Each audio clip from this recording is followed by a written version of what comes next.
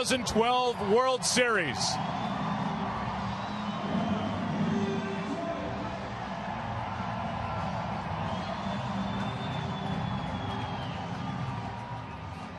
And now welcome inside the broadcast booth, everybody. I'm Joe Buck. Tim McCarver is coming right up. Okay, here tonight, the Giants start play 2 games up on the Tigers in this World Series. They took care of business at home, and now the Tigers are in their stadium, where during the regular season, they tied for the second most wins across baseball. They're undefeated so far here at home during the postseason, and they've been hitting much better all year against right-handed pitching. In fact, over 20 points higher against right-handers after losing to 2 lefties in San Francisco. That's the good news. The bad news is, Tim McCarver, the right-hander that the Tigers have to face tonight is Ryan Vogelsong, and so far in this postseason, he has been fantastic. Ryan Vogelsong has been the hottest pitcher in the postseason. 3 games, only 3 earned runs allowed. How has he done it? Against the St. Louis Cardinals right-handed hitters, he wore them out inside. I mean, one after the other. Fastballs. And they became so aware of the fastball inside, they started taking pitches that they would normally hit. Pinpoint accuracy and frightening efficiency. And he's taking on Anibal Sanchez, the right-hander who was picked up in season by Detroit. The Tigers are going to ask him for the best game he's ever pitched at the big league level. We're so glad you're with us as the Tigers tonight try to stay undefeated here at home during the postseason. It's baseball in October. This is the World Series. This is what you dream about as a kid. 27 outs, nada más. Win any way you can. One moment can last a lifetime. You never know who the hero will be. It's baseball in October. It's the best time of the year. It's all about winning.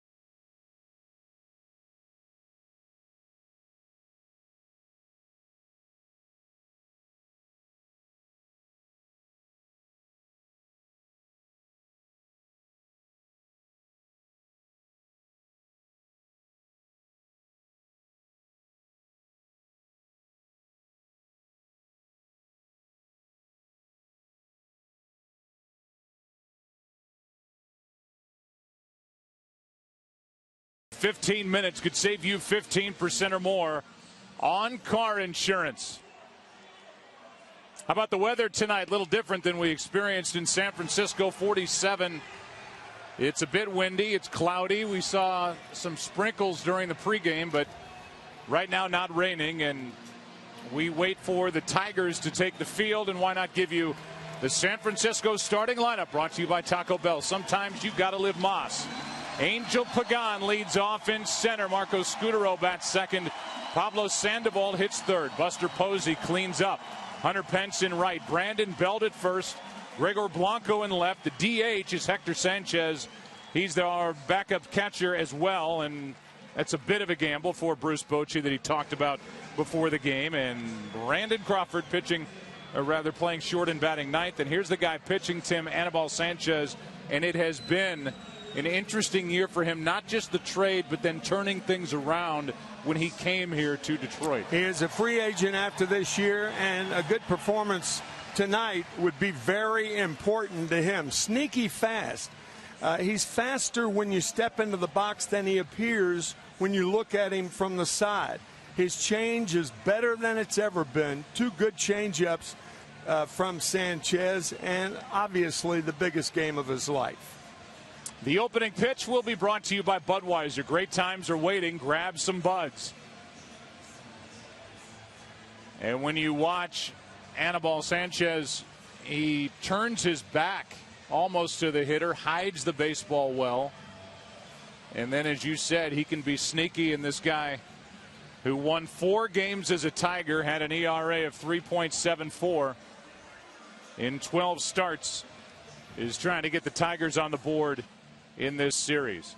The Tigers defensive lineup is brought to you by Dick's Sporting Goods, and there are no surprises out there for those who watch the Tigers on a regular basis. It's Quentin Berry in left, Austin Jackson in center with a right-hander on the mound. Andy Dirks is in right. Then it's Miguel Cabrera, Peralta, Infante Fielder. The catcher is Avila, and then Sanchez in the middle. And these Giants have been loose pretty much since Game 3 of the division series. And they have made this their pregame ritual. And Pence is always in the middle of it. Buster Posey saying that had Hunter Pence not had the fervor that he has had, they may not be in the World Series. He had an RBI in Game 2, so he chipped in with his bat. And Angel Pagan, who in this World Series has 2 hits and 7 trips. He had some good at-bats against Verlander 3 nights ago. He is set to lead it off. Glad you're with us. Game 3. Strike 1. And they'll take that baseball out of play.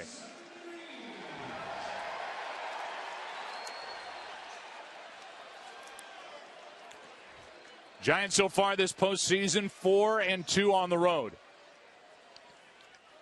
Here's a ground ball to Fielder. Easy to the bag, 1 out.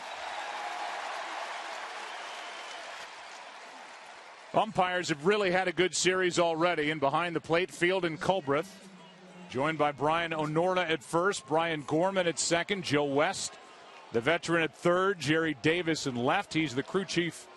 And Dan Iasonia, who worked the plate and made that good call on Fielder at the plate on the relay early in Game 2. He's in right. Marco Scutaro with a salute out to the Venezuelan right-hander, Anibal Sanchez. And with 1 out, nobody on, that's the ball outside. 9 Venezuelan players on both teams, 5 for the Giants, 1/5 of their roster. Marco Scutaro, one of them. That's a strike from Sanchez. 3rd start this postseason. 1-1 record, but he's pitched very well in both games. A loser in Game 3 of the division series at Oakland, 2-0. As the count goes to 2-1, and then he beat the Yankees in Game 2 in New York when he threw 7 shutout innings, allowed only 3 hits. Here is his 2-1. 2-2. Joe, you talked about how Sanchez turns his back to the hitter to hide the ball well. That's one of the reasons that he's sneaky fast. Players can't pick it up. Does not appear to be fast on the side, but when you get to the plate, he is, and that's when it counts, of course. Here's the 2-2. How about the greeting between these two before this first at bat? Sanchez stuck his tongue out at Scutaro, and Marco said, "Thank you. Now I'm going to try and get a base hit and get something started." Two Venezuelan-born players. Scutaro, the MVP of the NLCS, the 2-2. That is just outside a full count.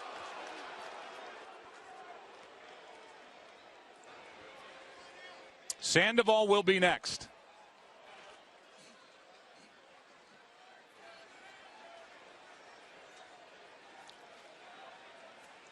The 3-2 pitch, breaking ball grounded to short. Peralta just did get the out. 2 gone. And while we talk about the country, let's give you an idea of where exactly all these players are from. 5 on the 25-man roster for San Francisco. And with 2 out, nobody on, the batter will be Pablo Sandoval. He was on that list. And he will try and add to what is already a great start to his 2012 World Series, 5 out of 7. Nobody on either side is hitting with the confidence of Sandoval. Good breaking ball from Sanchez, strike 1.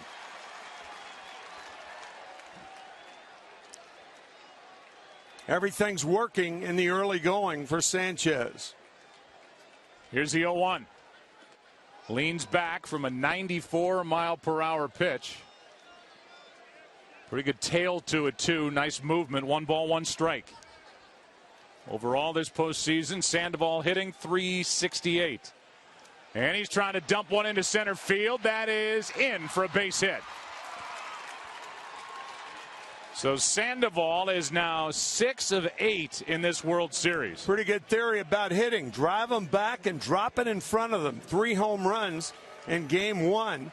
First at bat tonight, a little dunker in front of Jackson. And the inning will continue for Buster Posey. We talked to Sandoval before the game, a guy who, and you talked about it with him when we sat down, is naturally left-handed. Learned how to throw right-handed when he was 9 years old. Strike 1 on Posey. In 2010, Pablo Sandoval was standing at home plate at AT&T Park in San Francisco. He threw a ball over the right field fence, left-handed. And he's a right-handed thrower from third. Here's the 0-1. Popped up. Foul back and out of play. Strike 2. So it's remarkable the kind of athlete Sandoval is. Talked to him about the cold weather, and he said, "I've been cold all year playing in San Francisco. This is no big deal."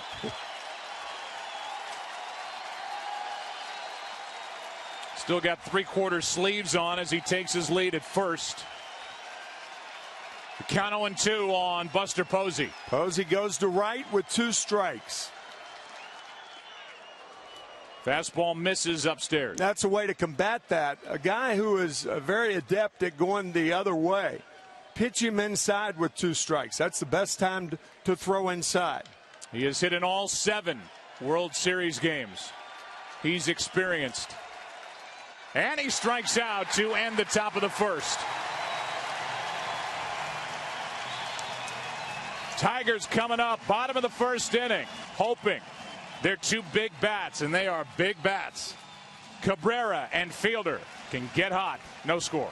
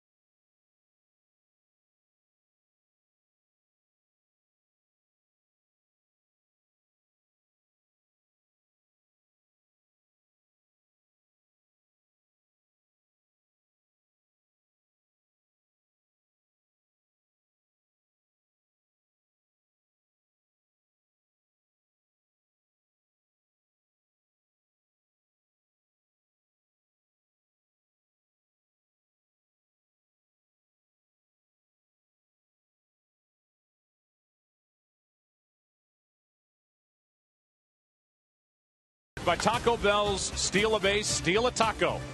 Liv Moss. Change the music. It's time for the starting lineup for the Tigers, brought to you by Taco Bell. Sometimes you gotta live Moss. Austin Jackson leads off in center. Quentin Berry in left. Miguel Cabrera, Prince Fielder. Delman Young is the DH. Andy Dirksen right. Johnny Peralta, the shortstop. Alex Avila, the catcher.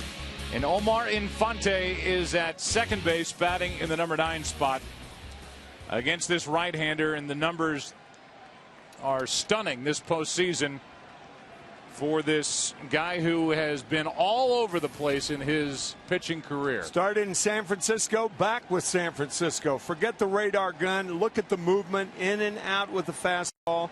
And he has been stingy with runs in the postseason. First up, Austin Jackson. 2 hits in this series, and he takes a strike. And there's been a lot of that. A lot of first pitch strikes from Ryan Vogelsong, who got a no decision in Game 3 of the division series, but then beat the Cardinals twice in Game 2 and in Game 6, both in San Francisco. Skips in, ball 1. Talking about first strikes, Vogelsong with a lot of those. The Tigers need first men on bases. They played 18 innings. They've had the leadoff batter on 5 of those innings. Austin Jackson still a key.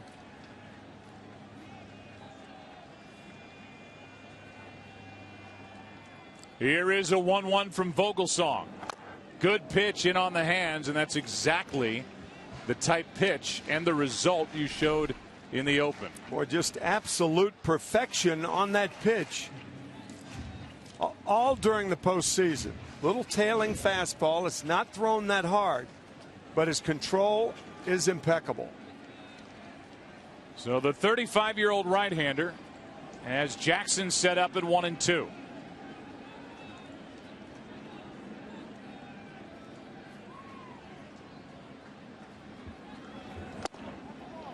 And he deals outside, 2-2.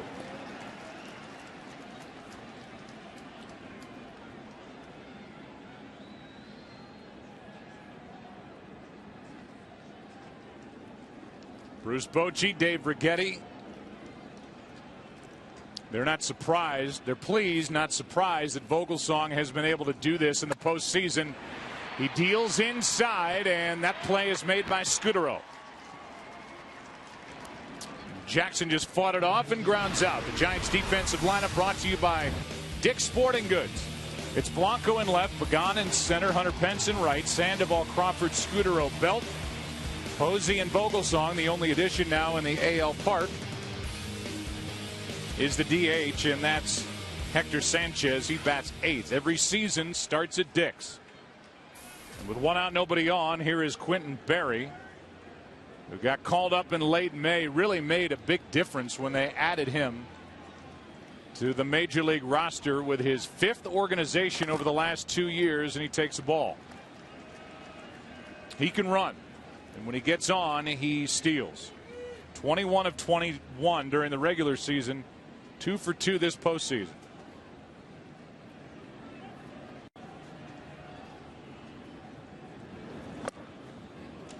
Strike, and it's 1-1. Jim Leyland has a very interesting lineup tonight. He starts with the right-handed batter, and they alternate every spot throughout the lineup. Right, left, right, left, right, left, right, left. Tough to manage against that team with your bullpen when a team does that. That's inside, and the count 2-1.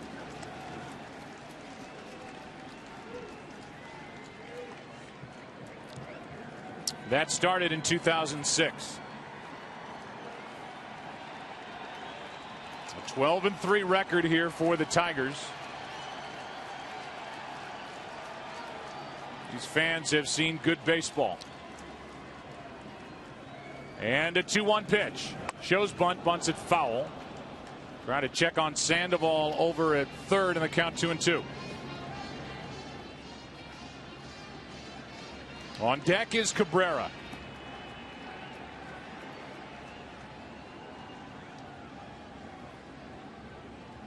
Asked Sandoval before the game how he's feeling, and he said, "I'm sore."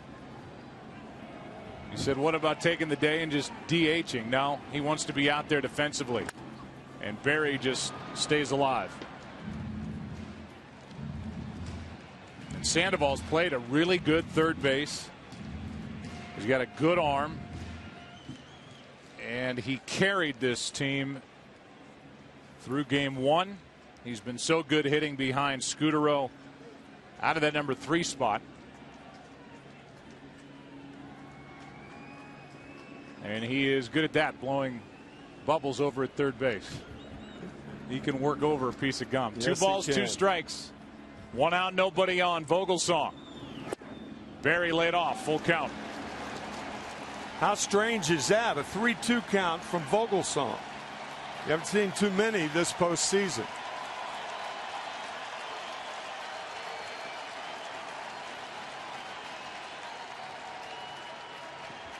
So on a cold night, this crowd tries to jump in it. The 3-2. Inside for a 1-out walk.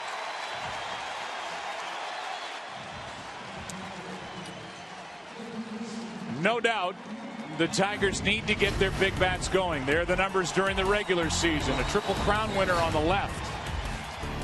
But this postseason, combined 2 home runs, 9 RBIs, and while Cabrera's average is respectable, the guy behind him, Prince Fielder's hitting only .205.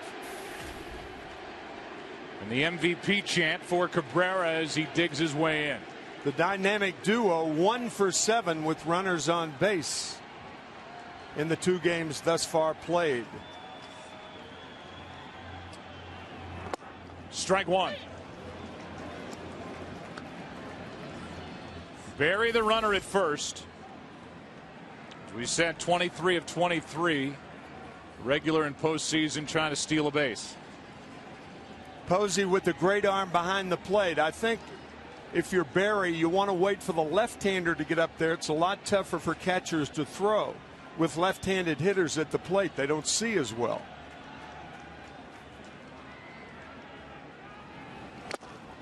Strike 2 and a good fastball and a perfect spot from Vogelsong.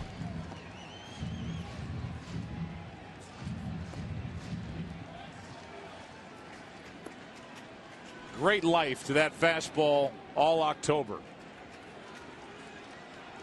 Berry takes his lead with 1 out.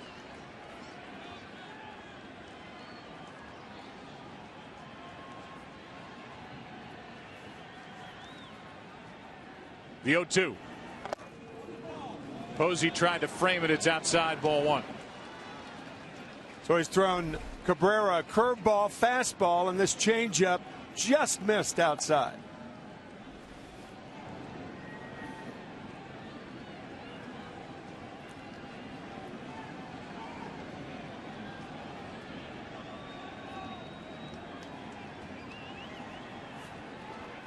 Check on the runner, Berry. With 2 strikes, Cabrera tries to hit the ball to right field. Also, we talked about Buster Posey. Cabrera's power is from line to line. And for whatever reason, his power is against right-handed pitching. Yeah, 40 of 44 home runs this year off of right-handers. Extraordinary. Here's a 1-2. Fouled back. But in on the hands and a good spot from Vogelsong.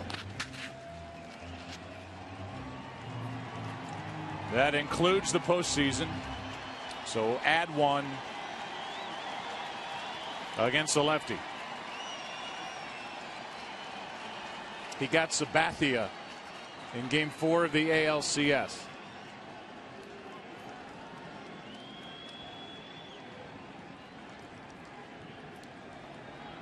The eyes of Quentin Berry trying to find the right time to go. The 1-2 pitch. 2-2. Good play, Posey. Since that injury last May 25th, it's amazing that Buster Posey still has flexibility and the ability to move right to left, which is so important for a man in his position. Good play. And there is plenty of room behind the plate if a ball gets away. Seems like seats have gotten closer and closer to home plate over the years, but there's some space back there for the ball to bounce around. 2 balls, 2 strikes, 1 on, 1 out. Bottom of the first inning, no score. Left side, base hit.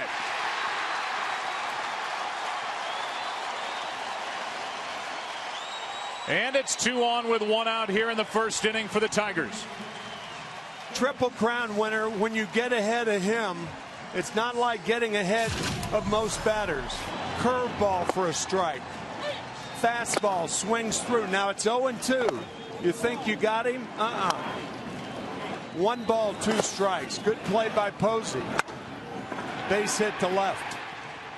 What a hitter. And it sets it up for Prince Fielder.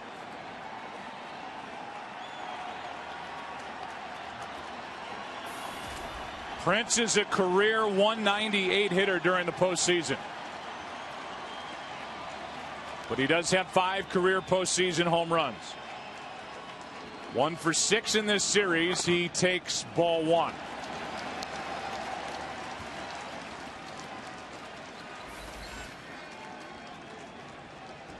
You talked about the combination, in particular. Fielder 0 for 4 with runners on. Year 1 of a 9-year, $214 million deal for spots just like this. The 1-0 popped up left side. Sandoval will watch it go into the dugout. 1 ball, 1 strike.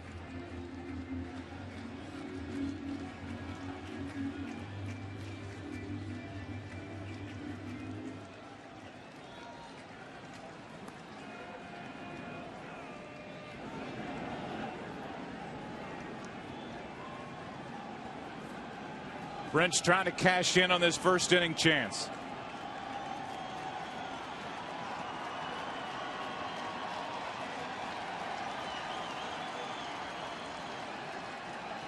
The 1-1 inside, 2-1.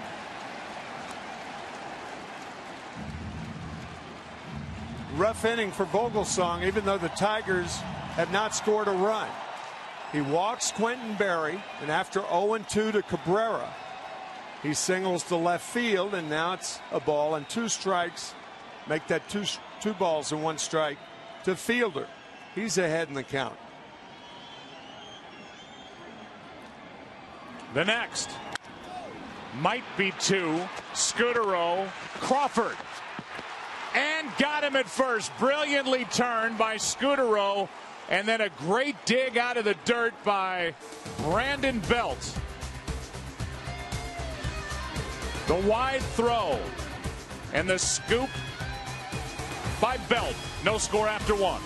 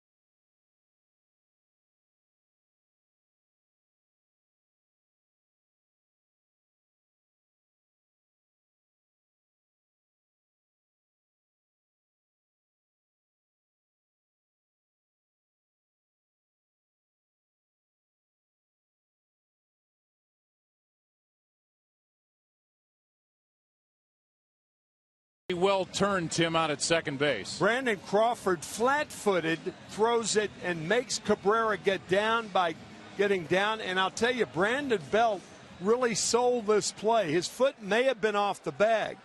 And keep in mind, that is a size 15 shoe. One of those instances that really helps the first baseman and his team. But you know, that also, Joe, you brought this up. Brian Onora, the first base coach, can't see that play. He umpire. Can't. The umpire, I beg your pardon. The umpire can't see that play and can't see whether the foot's on the bag or not. So it's a double play. Instead of the inning continuing with Belt's foot off the bag, and Anibal Sanchez deals inside for ball one to Hunter Pence. It'll be Pence, then Belt, then Gregor Blanco if anybody gets on switch hitting catcher DH Hector Sanchez. That is high and tight from Sanchez. It's 2-0. So far, Pence 1 for 7 in this World Series, hitting just 182 during the postseason, and that's a breaking ball on 2-0, and the count's 3-0.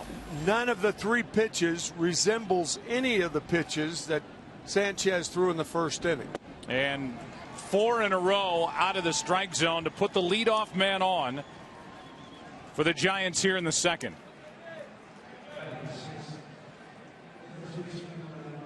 There was a decision to be made, and obviously with the layoff, 5 days off, Jim Leyland could have gone any way he wanted with his rotation. Obviously you start with Verlander and Pfister, but then you have Max Scherzer, who will get the ball tomorrow night, who had a tremendous year. Power pitching right-hander. There's a strike to Belt, who was number 2. There's Max in the AL in strikeouts to his teammate Justin Verlander. And he's right next to him. Scherzer's been dealing with a sore shoulder, and that was the main reason why it lined up this way for Jim Leyland. A ball and a strike. We talked to Scherzer before the game, and we intend to talk to Max in the 4th inning of tonight's game, and he said his shoulder is fine. No pain whatsoever. What will this series be when he gets the ball tomorrow night? There's strike 2 on Brandon Belt, who so far this postseason is hitless with 9 strikeouts on the road. Good pitch in on the hands from Sanchez. Anibal is set, and that's outside. 2-2.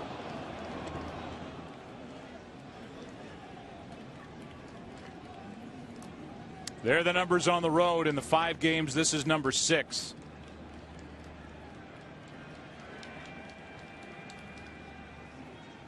The 2-2 runner goes.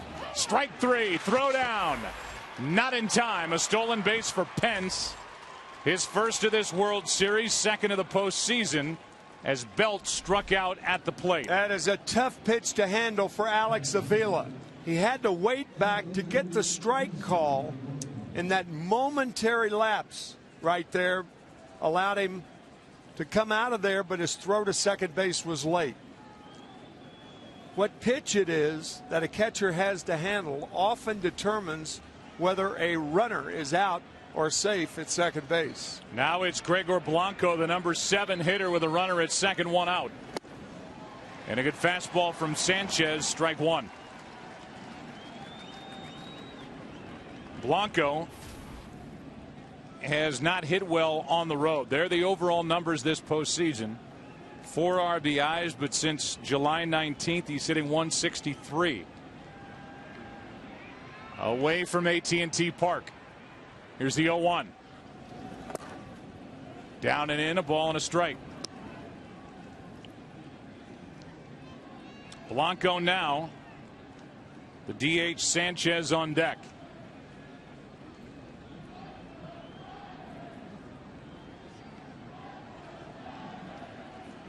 Here's a 1-1. That gets away.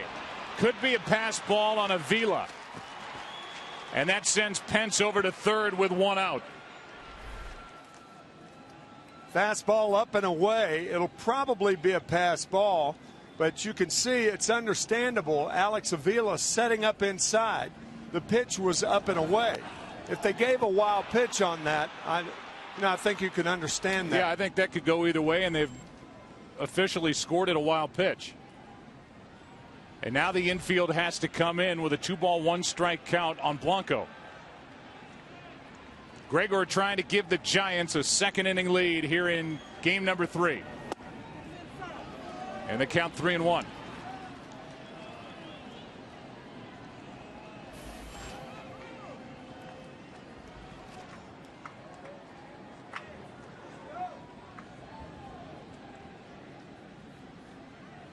The infield is in. 3-1 pitch. Full count.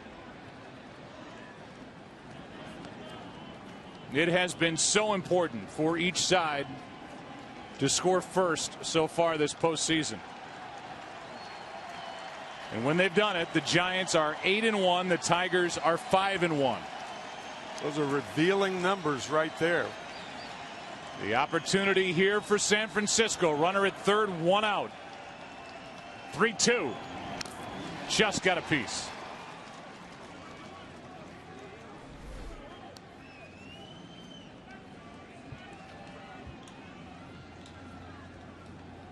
So Blanco, who drove home 34 runs during the regular season, for this postseason is trying to give his club the early lead.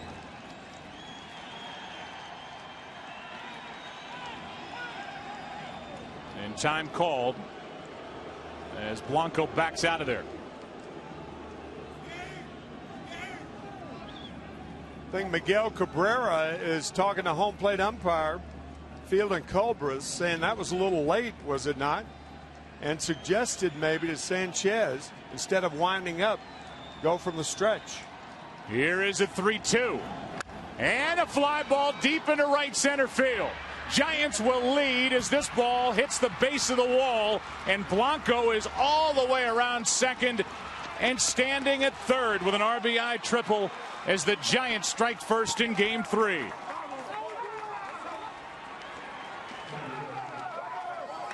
That is a big outfield, and Gregor Blanco just hit it to one of the deepest parts of this park. You know, that's an interesting pitch because it's a breaking ball, and normally pitchers are not as effective throwing the breaking ball from the stretch. And it was caused by Blanco calling timeout, and instead of winding up, Sanchez switched to a stretch, and the breaking ball hung in there, and the Giants are on top. Now the infield is in again with Blanco, who can just fly. I mean, there were no misplays in the outfield, and he was standing at third when the cutoff man was about to get the ball. He can scoot, huh? Runner at third, 1 out.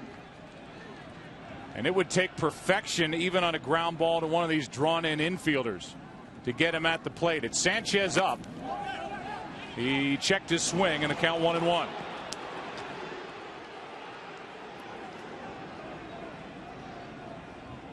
Hector getting the start. He's so far 1 for 7 in the postseason. He made a start behind the plate during the NLCS in game 4. He's in the hole now, 1-2. I beg your pardon. When timeout was called, he was from the stretch. So he threw that breaking ball to Blanco. And most pitchers, the reason they work from the windup with a runner on at second base or at third base and less than 2 outs is to get more on the curveball. That almost got away again from Avila. And Sanchez missed by a mile. Good play by Avila to come up with this one. That ball hit the side of the mitt. Kind of haphazardly went in the pocket. So Sanchez with the RBI chance. Runner at third, 1 out. Infield is in, and the count 2-2. That is foul down the right field line. Manager Bruce Bochy, who is trying to manage his Giants to a second world championship in the last 3 years, had his choice for DH. He could have gone with Aubrey Huff, but he likes the way Sanchez has been swinging the bat. And he strikes out looking to gone. Didn't swing it there, and that's strikeout number 3 and a big one for Sanchez. A good tailing fastball on the inside corner and a big strikeout for Sanchez. And now with a runner at third, 2 out, the batter will be Brandon Crawford. 6 RBIs, and he's been much better swinging the bat away from San Francisco this postseason. Blanco at third, 2 out, ball 1 low.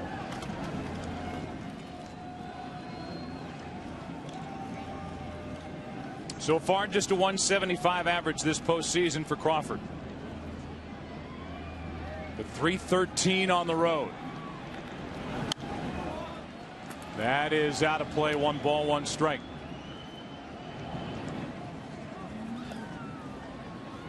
You think about the bottom of the first inning, the Tigers down 2-0, had what they wanted, 2 on 1 out.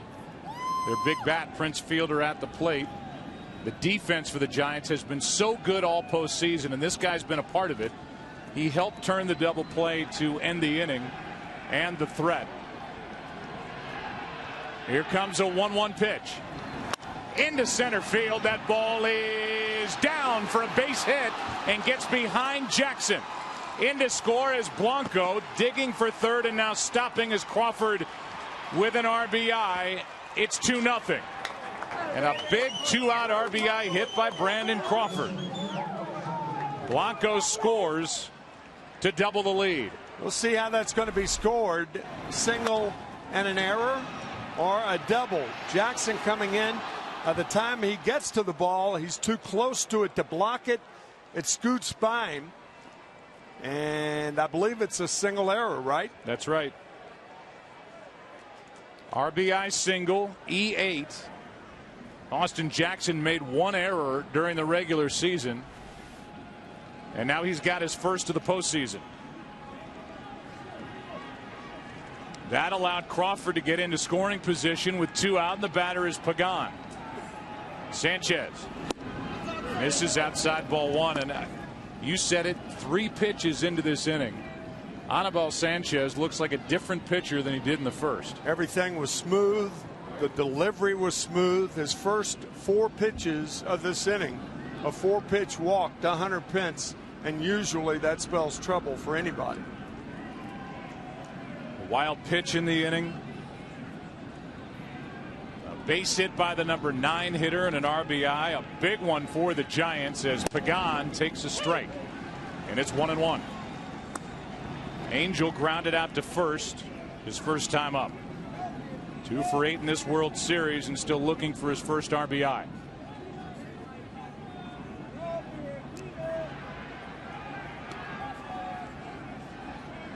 Here's a 1-1.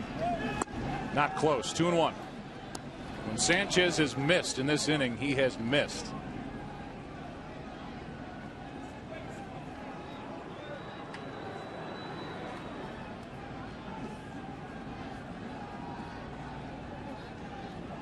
Crowd has been completely taken out of it. Here in the second, they're going to need something to get him back in it. Pagan takes strike 2, and it's 2-2.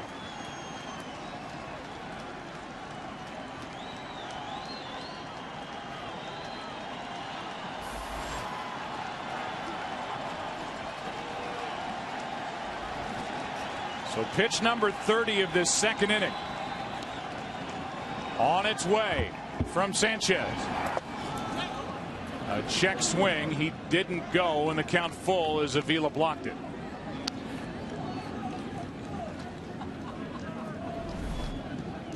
Looks like 2 different pitchers out there from the first inning to the second inning. Pagan held up.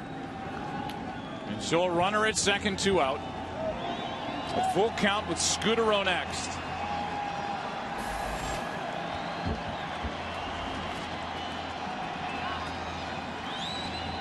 Here is a 3-2 pitch. Ground ball to Fielder. He'll go to the bag. The inning is over, but the Giants strike first in game 3, up 2-0. A stolen base in the frame. A wild pitch. Polanco drove one in and scored one. 2-0 San Francisco as they're on the board in Game 3.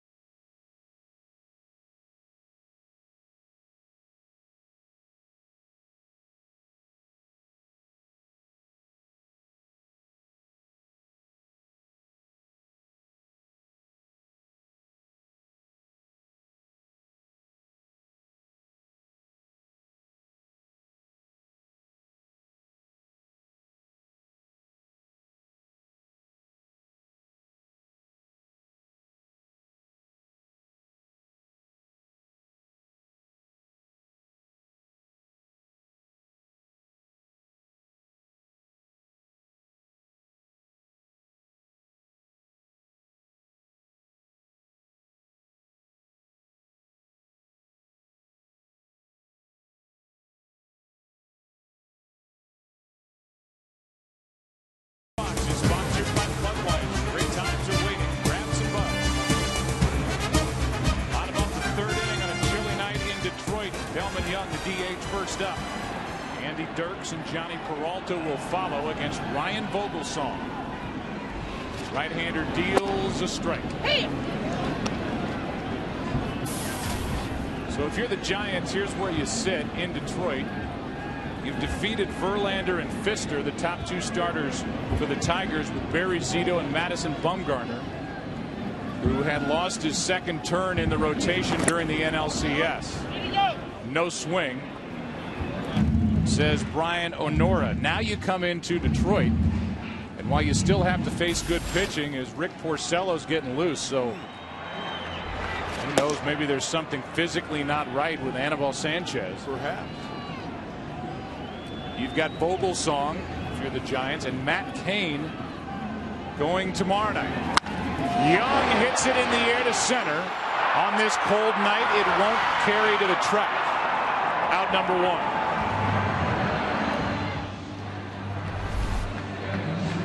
Anibal Sanchez right after that inning went right down through the dugout underneath, and then talked with Jeff Jones, his pitching coach. Andy Dirks walks in. So maybe there's physically something not right, because you said it 3 times. It's something looked like it changed after that first inning. Totally out of sync with Sanchez in that second inning, and now Jeff Jones calling to the bullpen. So with 1 out, nobody on, here's Dirks. And a ball outside.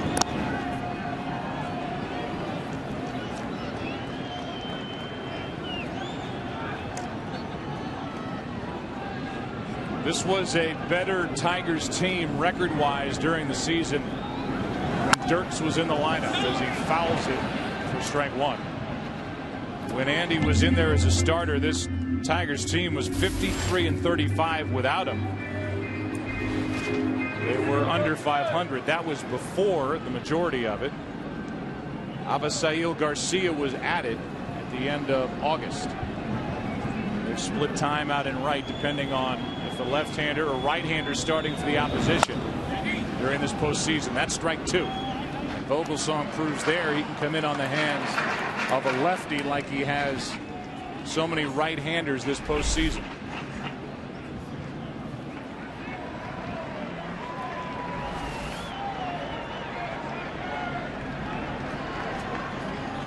One out, nobody on. 1 ball, 2 strikes. And outside, 2-2.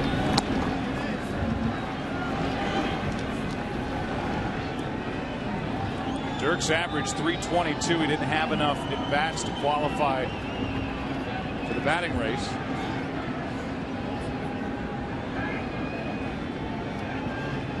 But he can hit. And he waits for a 2-2 from Vogelsong. Fouled away. If you ask Jim Leyland, the manager of the Tigers, about Dirks,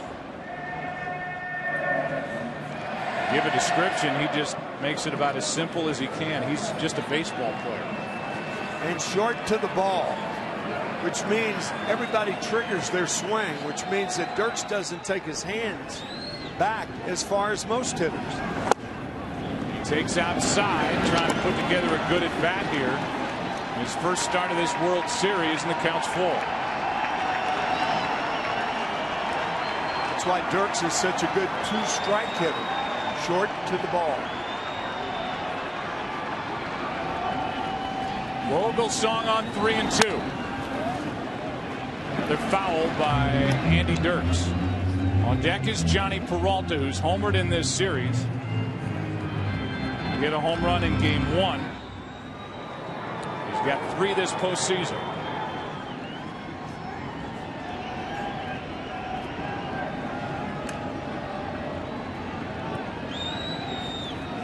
With 1 out, nobody on. 3-2 pitch is popped up. Shallow right. Coming to get it is Pence.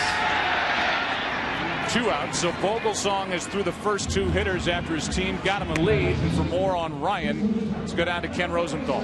Well, Joe, Ryan Vogelsong has had such a long, improbable journey to this moment. I asked his wife, Nicole, if she would be willing to be interviewed during tonight's game. She politely declined. She said she could not possibly imagine the range of emotions that she would be experiencing. She said this would rank with the happiest days of her life, including her wedding day to Ryan and, of course, the births of their 2 children. And when I asked her, hey, what about that pregame meal he always has, those chicken enchiladas, she said no problem. She had already picked some up at a restaurant near the team hotel. Yeah, and thanks, Ken. We talked about it the other night when we visited with Ryan during the All-Star game last year. He really credited his wife with helping to support him while he chased this baseball dream to Japan, all these different stops. And now after re-signing with the organization that originally drafted him in the 5th round. That happened back in '98. He's come all the way back around and is a star in the postseason here in 2012. That's up and away, and a count 1-2 on Peralta. But it has been a story of perseverance for Ryan Vogelsong. 2 different teams in Japan, 3 years over there. One organization after the next, and he wanted to come back to where it all started. Boy, the Giants glad he did. Here's a 1-2. Fly ball into right center field. To his left is Pagan, and the inning is over. We go to the 3rd inning, game number 3 in Detroit. Giants will bat up 2-0.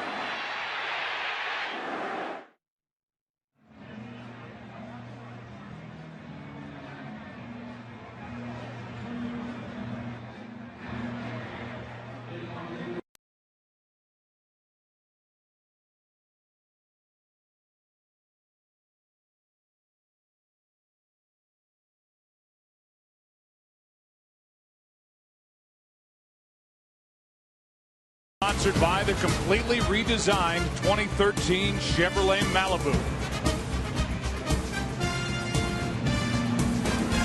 Anibal Sanchez is back to work. They had Rick Porcello getting loose.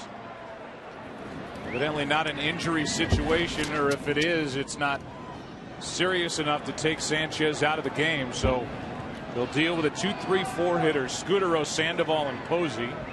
With the Giants up 2-0 here in the third inning.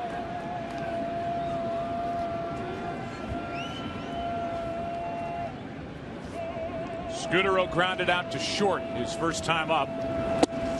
He takes a strike.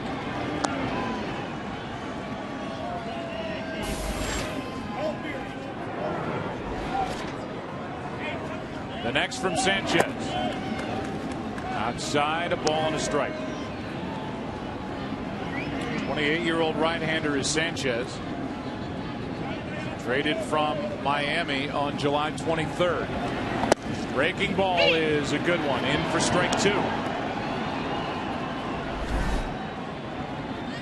Good slider from Sanchez. Scutaro thought it was low, but it crossed the plate above the knees. And now the 1-2 pitch. Got him on the outside corner. That is strikeout number 4. And the first out here in the third inning. You don't see that too often, particularly the way Marco Scutaro has gone in the postseason. A called third strike. So he's out, and Pablo Sandoval, who dropped a single into center his first time up, and then was stranded when Posey struck out, digs his way in. You see the 22 hits, the ties for the most ever in a single postseason in Giants history. And you always have to give the disclaimer now that players in this day and age have more opportunities in a single postseason, with a wild card game now, than a division series in LCS, and now the World Series. But he ties JT Snow, who also had 22 back in 2002. 2 strikes on Pablo.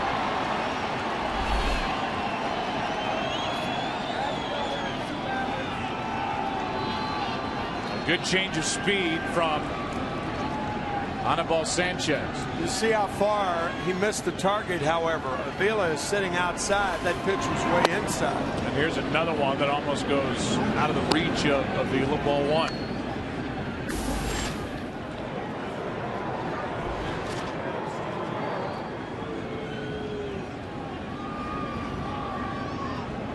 Anibal Sanchez to Sandoval. It's inside, 2-2, and Avila is getting a workout back there. Bouncing all over the place.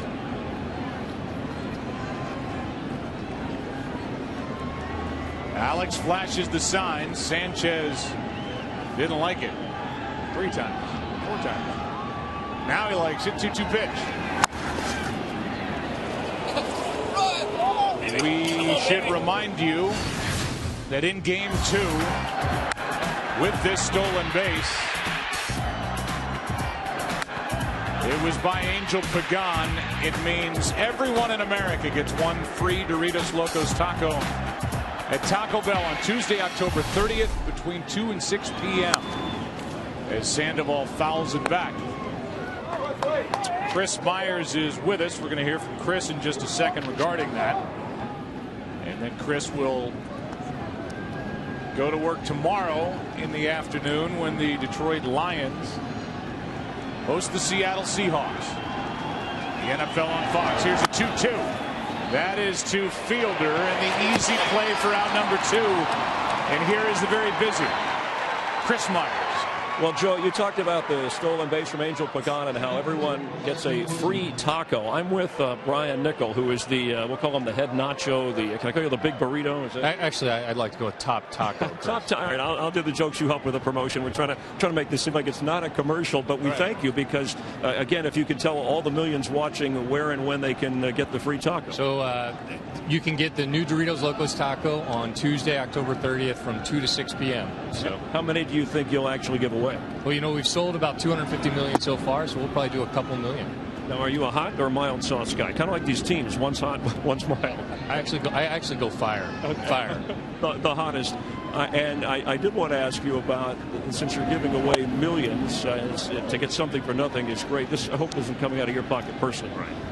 Not my pocket personally, so I'm still going to make it through Tuesday. Well, I speak on behalf of all Americans. Thank you for being a good sport and for the free taco. And here's one for you on us. All I had was a little mild sauce. That'll do. All right. Thank you. Enjoy the World Series. Joe, Tim.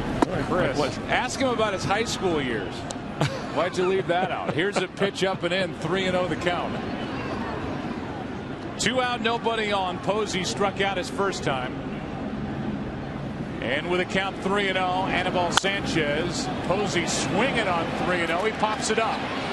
Prince Fielder is there, and that'll send us into the bottom of the 3rd inning. Only Chris.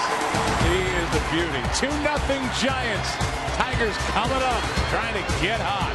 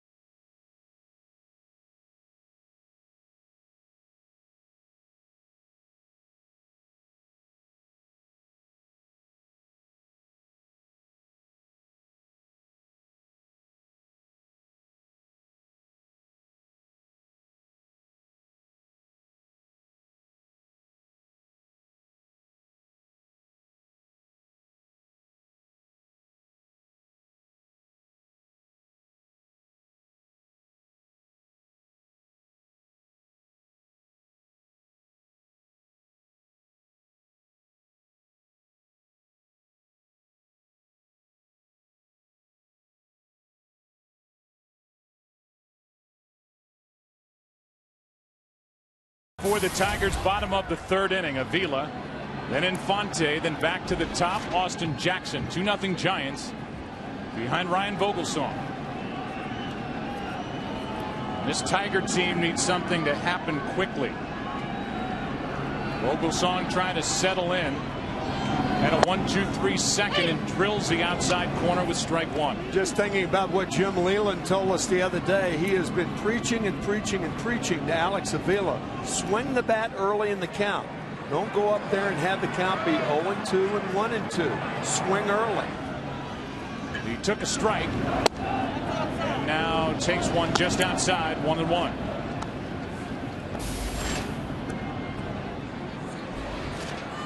I do think the stat, and I guess their stats, connected with teams who are coming out of an LCS sweep in the World Series with that layoff.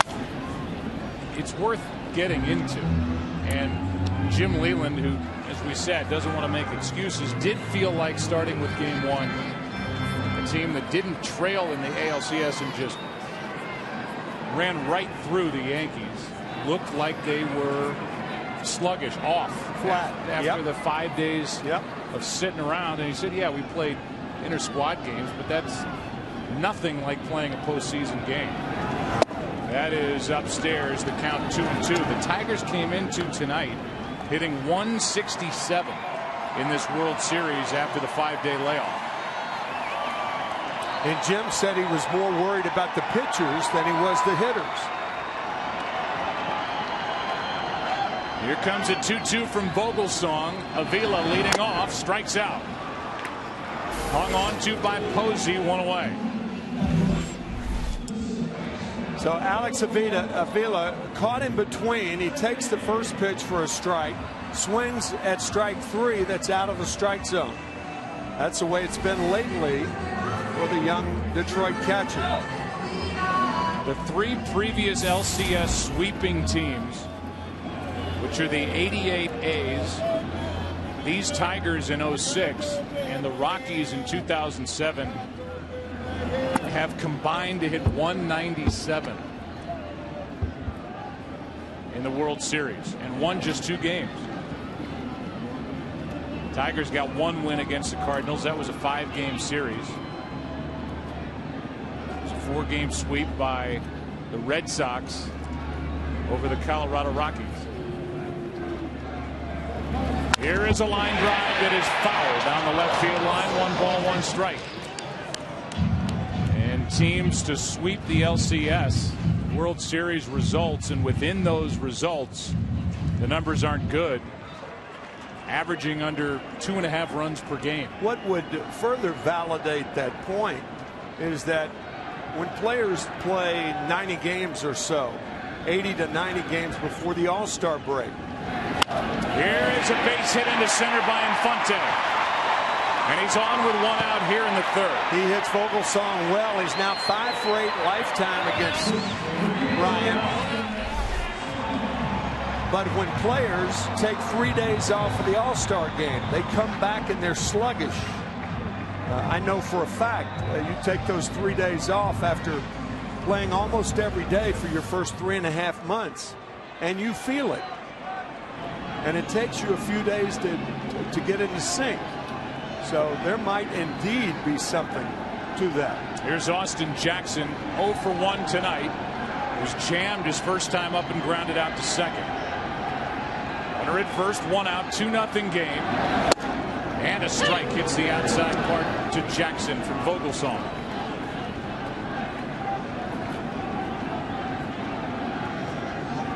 Austin 2 out of 8 in this World Series. Started the night hitting .295 in this postseason compared to .195 last year. Done a lot of work, and it paid off with a .300 average. He also popped 16 home runs. Good tailing pitch, strike 2.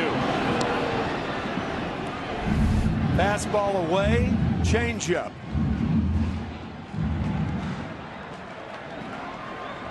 Very few breaking balls from Vogelsong.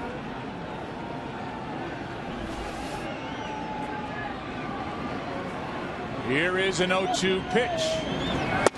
Up high. We talked to Bruce Bochy, the manager of the Giants, and asked him how much in game do you have to help Buster Posey, and he said hardly at all. Bochy, a former catcher himself, said Buster's so smart. We go over stuff at the beginning of the series, and it's in there. Most of those signs given by Bochy to Posey is whether to get Vogelsong to throw to first or not.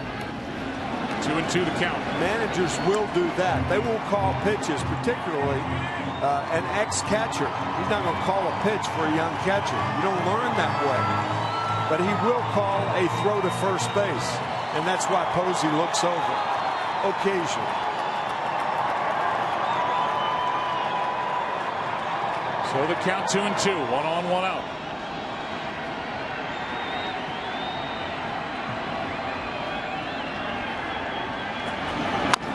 Slow roller, tough play, Sandoval, base hit.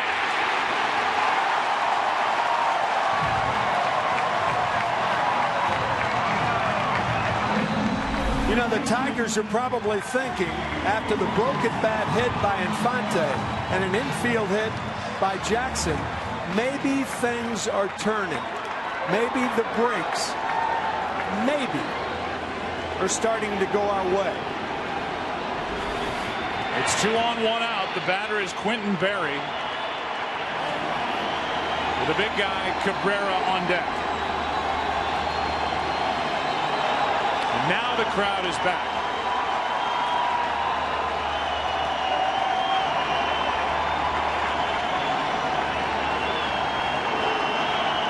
Berry walked his first time up. To the second baseman, out at second, and got them both. A big double play turn with Cabrera standing on deck. And the defense continues to shine for the Giants in October. Scudero, Crawford, use that great arm to get Berry, and after 3, 2-0, Giants.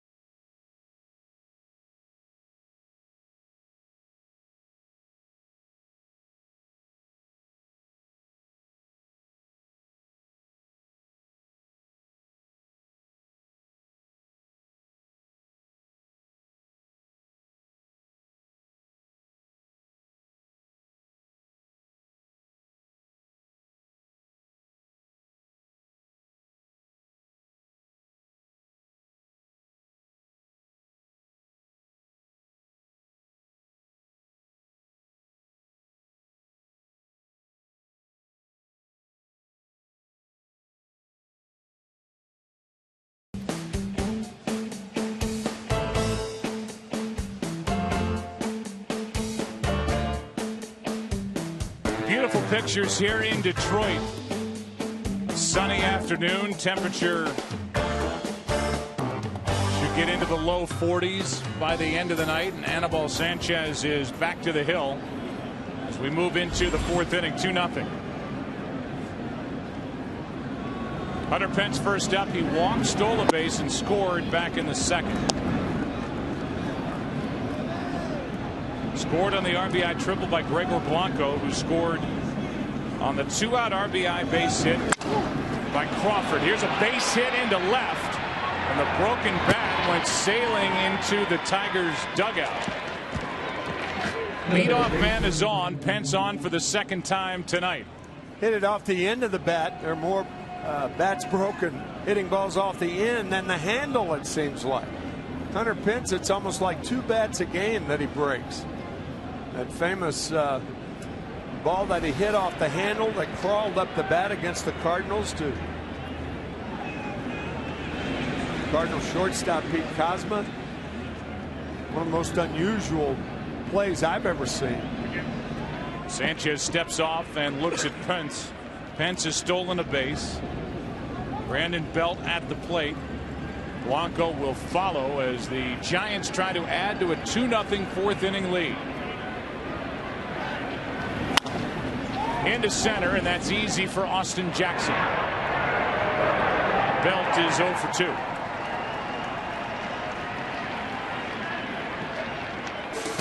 The World Series is sponsored by Windows 8 and by DirecTV. Don't just watch TV, DirecTV.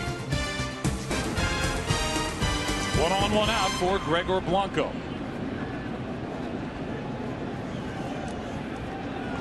See how he has handled this right-hander Sanchez.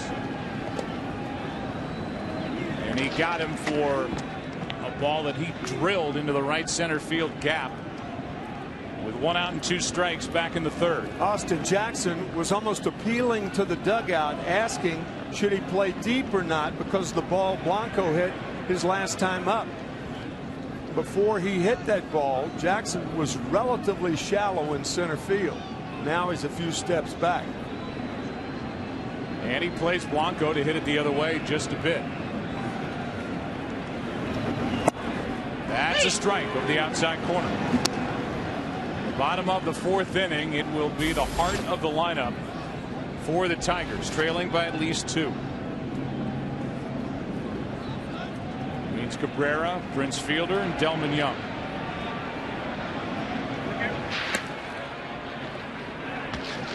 Remember a conversation that I overheard in spring training between Joe Madden, manager of the Tampa Bay Rays, and Tony La Russa this past spring. Here's the 0-1. Strike 2. Two great managers, and they were discussing the depth of the center fielder. Tony liked his center fielders to play deep and make more than 2 hits, score a run.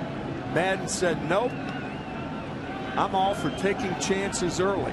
That's why B.J. Upton, fine center fielder who's a free agent in Tampa Bay, played a shallow center field. Here is the 0-2. Instead, Sanchez steps off.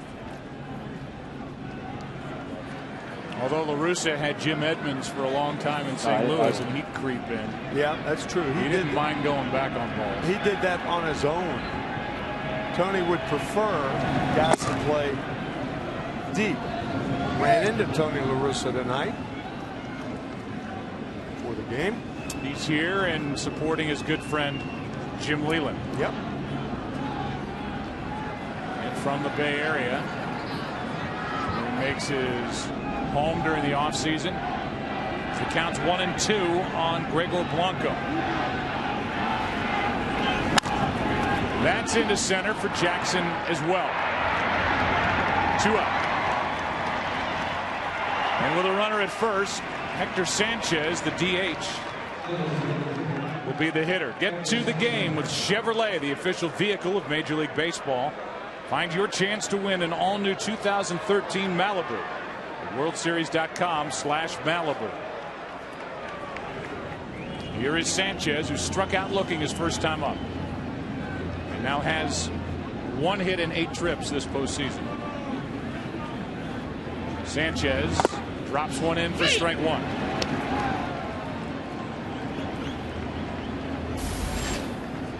Anibal has struck out 4, allowed 1 walk, 2 runs on 4 hits so far. Trying to pitch around a leadoff hit by Pence. He is bothered by Pence over there. He stepped off quite a few times. Hunter stole a base while Belt was striking out in the second. That's in the dirt. Nice play by Avila. Ball 1. Jeff Jones has talked to Sanchez about that. 14 of 15 base runners stole bases against Anibal this year. And Jeff Jones said the best way to deter the stolen base is hold the ball. He's doing it better, Jeff said. Here's a 1-1. changed up on Sanchez, and it's 1-2. 35 years ago, Jeff Jones asked Rickey Henderson what the greatest deterrent for him as a stolen base threat was. He said, pitchers that hold the ball.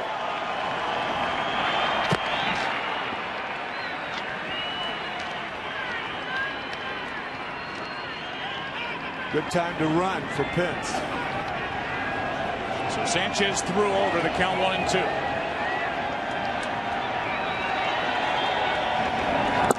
That's inside, 2-2.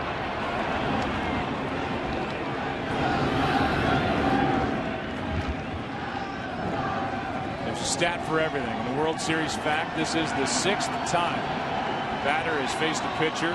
World Series history with the same last name. The last time, Ruben and Mariano Rivera in '98. The Padres and the Yankees got together. That's strike 3, and that's the end of the top of the 4th. A leadoff hit. Sanchez gets around it. Bottom half rolls in. Big bats coming up. 2-0 San Francisco.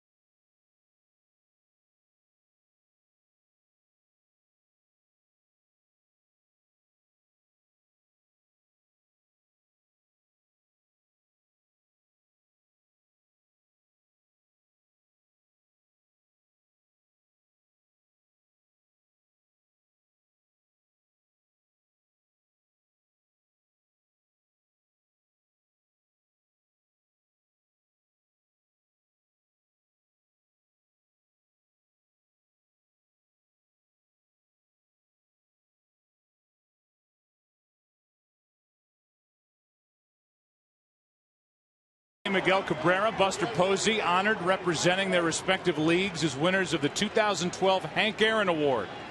First time both winners of the award are meeting in the World Series. The award recognizes the most outstanding offensive performers in each league. As the AL representative, Miguel Cabrera takes a ball up and away. Fans voted on MLB.com. And a special panel of Hall of Fame players led by Hank Aaron himself joined fans in voting for the award. Buster Posey said after, "I'm just humbled that Hank Aaron even knows my name." That's foul as Cabrera pulled the trigger too soon. Strike 1.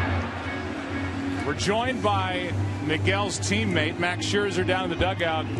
That was pretty loud, that foul ball, Max. Yeah, he got pretty close on that. So. Yeah, you get a chance up close and personal to see how good Miguel Cabrera is day after day. He's remarkable. Yeah, it's unbelievable what he can do at the plate. I mean, he can hit the ball off the ivy out there, or you can hit a single to right, staying inside the ball. So there really is no way to pitch him. Max, that's in a ballpark that's tough to hit in, too. Yeah, I mean, this park is big and really big to center, and yet he can make this look like any ballpark in the league by hitting it over the all those cameras out there. So it really doesn't matter to him. 1 ball, 1 strike. Cabrera leading off 2-0 San Francisco in the 4th. And that's down and away for ball 2. You get the ball tomorrow night. How are you feeling at this point in the season, Max? Oh, I feel great. Arm's getting stronger every day. And, for me, what an opportunity to pitch a Game 4 in the World Series. So I'm really looking forward to getting the ball tomorrow night. 2 balls and a strike on Cabrera. Crowd is trying to get after it, make some noise. And broken bat, soft liner to Scudero, 1 out. Max, so much has been made, and Jim Leyland's talked about shoulder issues. You told us before the game that's completely behind you.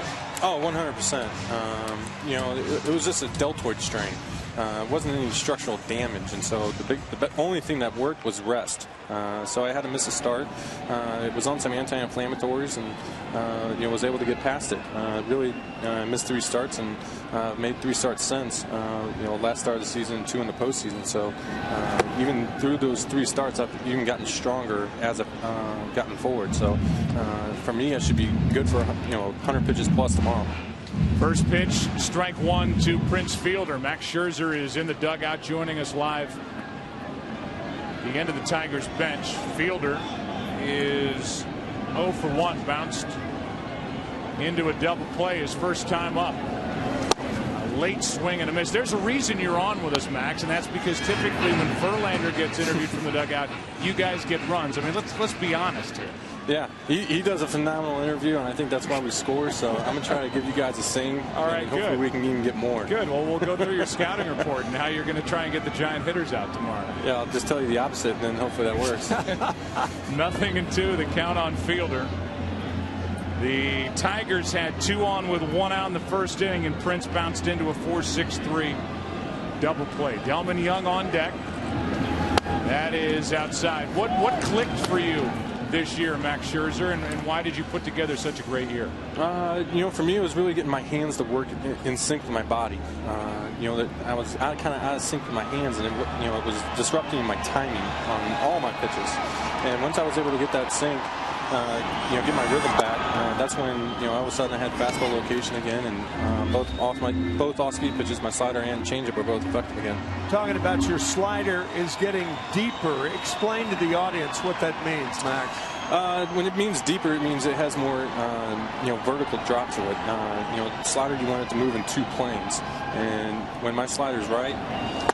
There's strike 3 over the outside corner. Don't say that, Max. You almost slipped. Nobody on. When my slider's right, it has moves in 2 planes, and so that's when it's most effective. So the more depth I can get on my slider, the better I am. Do you sense, as you guys trail here 2-0, 2-0 tonight, do you sense any desperation down in that dugout right now, or is there still life for you guys? Oh, there's still plenty of life. It's baseball. We know it's only a 2-0 game. We can come back. I mean, it's baseball. Anything can happen with the talent on this team. We're still in this game all the way to the end. Max, thanks for your time tonight. 2 out in the inning. We'll let you go, and good luck tomorrow night. Thanks for joining us. All right, thanks for having me on. All right, that's Max Scherzer, the young, very good right-hander for the Tigers.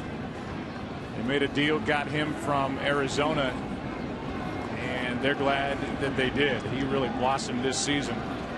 He'll get the ball against Matt Cain tomorrow night. 1 ball, 1 strike. 2 out, nobody on. Young fly to center his first time up. Trying to get on against Vogelsong, and that is just a bit high, 2-1. Scherzer was part of that big deal, 3-way trade between the Yankees, the Diamondbacks, and these Tigers. That was back in 2009. Here comes a 2-1 pitch. There's a strike, 2-2. That was a trade where all 3 teams were helped. Arizona, the Yankees, and Detroit. Curtis Granderson, the big piece going to the Yankees. Arizona added to their pitching. Ian Kennedy, it's been a nice find for them. Edwin Jackson was there as part of that deal as well. That's a full count with Andy Dirks on deck.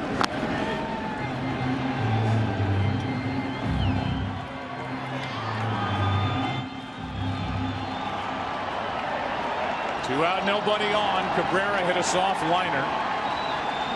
Caught by Scudero. Fielder struck out. And now the 3-2. Just low, a 2-out walk.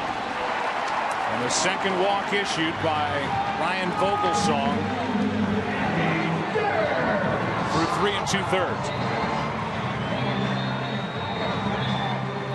There's Dave Righetti, the pitching coach for Bruce Bochy. And Dirks will dig his way in, representing the tying run. He hit 8 home runs during the regular season. Fly to right his first time up.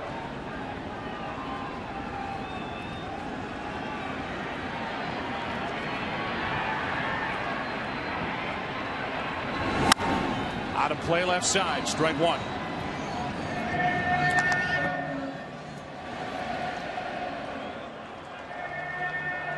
Give you a game summary as you watch us here in the 4th inning of game 3. Giants up in this game and in this series 2-0.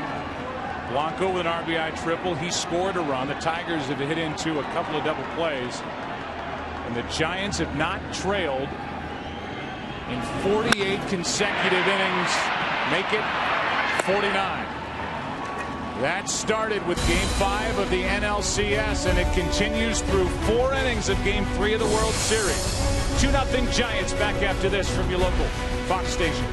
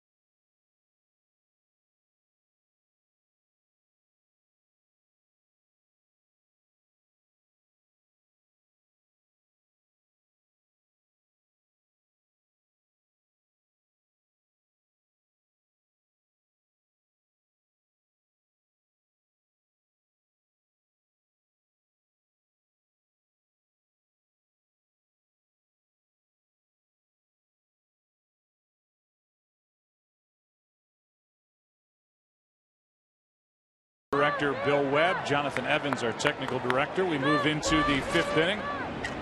Joe, Tim, Chris, Kenny. Glad you're with us tonight on Fox. 2-0 Giants. And it's Brandon Crawford who singled home a run with 2 out in the second inning. A 2-run inning. It started with a walk to Pence. First pitch a strike, and now the next. Skips in from Anibal Sanchez. It's a 1-1 count. Pagan will follow, and then Marcos Scutaro if anybody gets on Sandoval. Sanchez tries to keep it a 2-run game. Here's a 1-1 pitch. Strike 2. Good pitch from the right-hander. Bottom fell out of it, and now Crawford in the hole. That's that plane that Max Scherzer was talking about. Changeup falling there, starting up, ending low. The 1-2 pitch is slapped at and fouled by Crawford.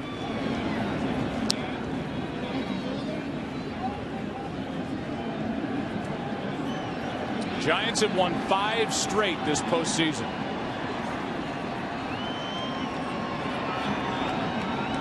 And lead here tonight. Broken bat. That will get out of play. I mean, their starting pitching has just been sensational, and is once again tonight. And Zito is on that list in the 5-game winning streak twice. Who would have thought it? Vogelsong could extend that streak and put his name on that list twice.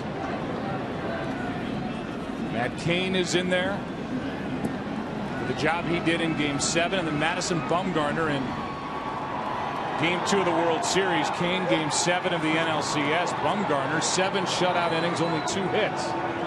Here's a 1-2 pitch. A strikeout starts the inning, and that's number 6 for Sanchez.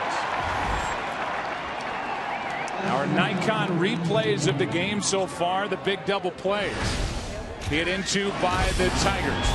First, it was Fielder in the first with 2 on 1 out.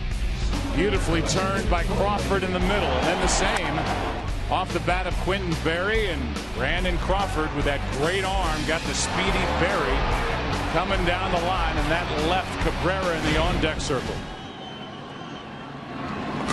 Ball 1 to Pagan. Angel has chopped one to the right side, and Fielder's taking care of it at first base in each at bat. Now batting with 1 out in the 5th.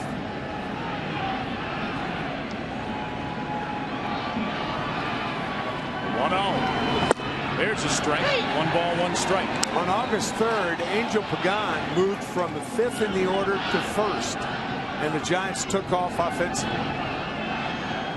He has been a terrific leadoff hitter, trying to do too much as a 5-hole hitter. He has excelled leading off. Here's a 1-1. Fly ball into center, well hit. Back is Jackson on the run. Nice catch. 2 out. He went a mile into that big center field, almost 420 feet away. Home run in most parts. The heel of the glove for the 2nd out here in the 5th. It's a big ballpark. And again, as Max was saying, how anybody could win a triple crown in this ballpark is remarkable. I bet Pagan is shocked. Yeah. He's out number 2 instead of his first home run in the World Series. Yeah, that's a home run in San Francisco or almost anywhere. A ball outside to Scutaro, who's 0 for 2. Ball drilled.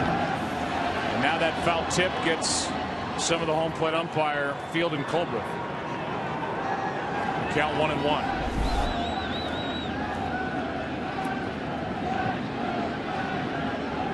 Right off the chest protector under the shirt. And now the 1-1. Ball 2. It'll be a huge day on Fox tomorrow.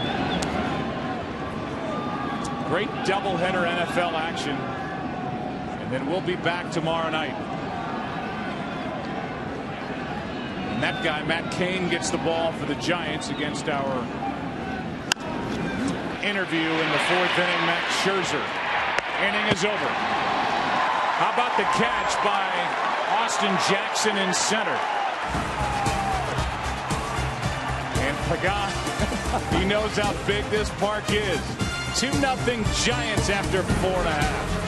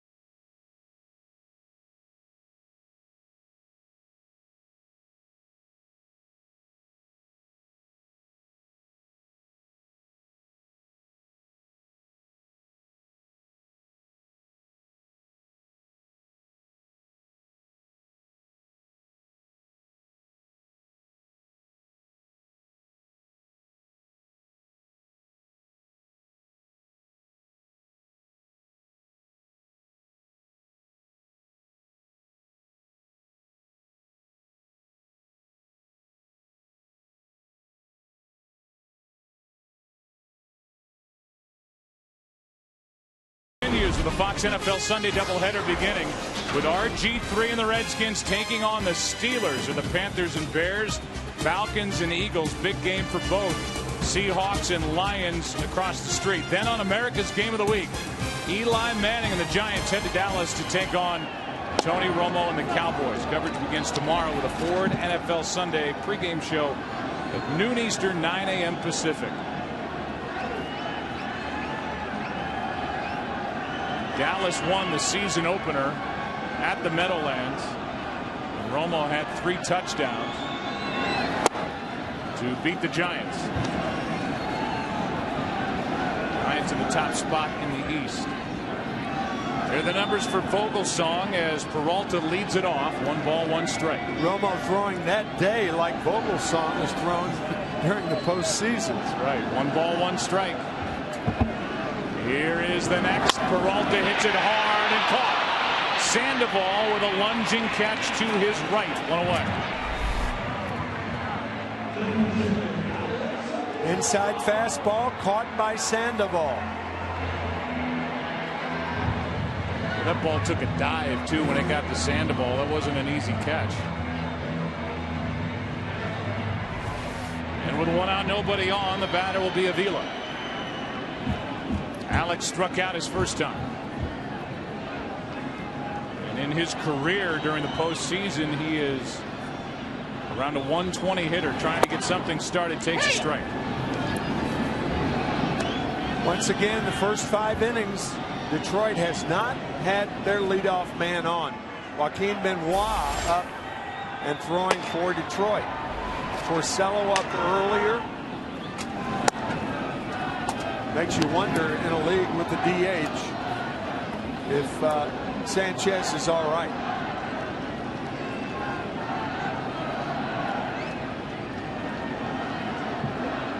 Problem isn't the pitching tonight, numbers-wise, and it wasn't in Game 2. It's the offense. Right. For Detroit. Shut down on 2 hits. Here's a base hit into right. Off the bat of Avila. He's on with 1 out here in the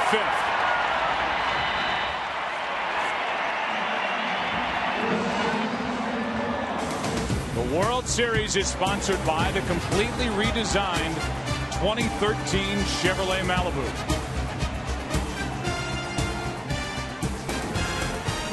And now Infante, who is 8 out of 12 against Ryan Vogelsong. He singled in the 3rd with 1 out.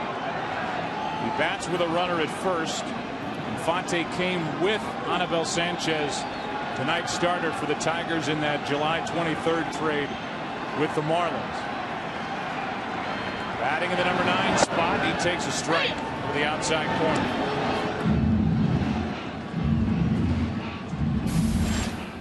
Infante joined this team and settled down a position where the Tigers used 7 other second basemen during the course of the year.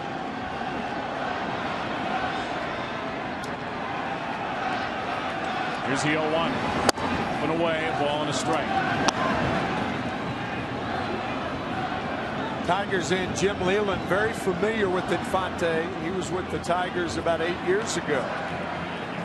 One of Jim Leyland's ideal players. Do a lot of things with the bat, steady around second. 30 years old. Back for another chance with Detroit in the World Series. He takes a strike in the count 1-2.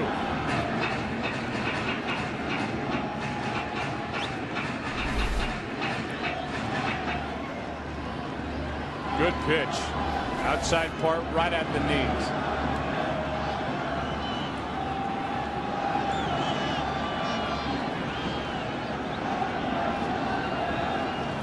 One on, one out, 1-2 pitch. Little fly ball into right. That ball is down, a base hit. Avila will stop at second, 2 on with 1 out for the Tigers here in the 5th.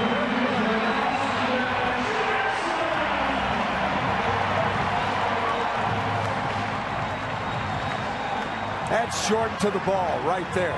Geico in-game box score. He has got 2 base hits, 2 for 2. Infante. Avila on with his first hit right in front of him. Jackson coming up is 1 for 2, and back to the hit to right. We talked about it earlier. Going to right field all the way. May have broken the bat. It's certainly wobbling on a super slow-mo. Second straight hit for Infante. And now Austin Jackson with the tying runs on.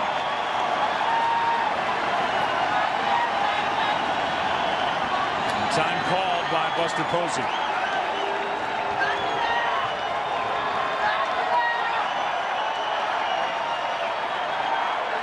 Unbelievable numbers for Vogelsong.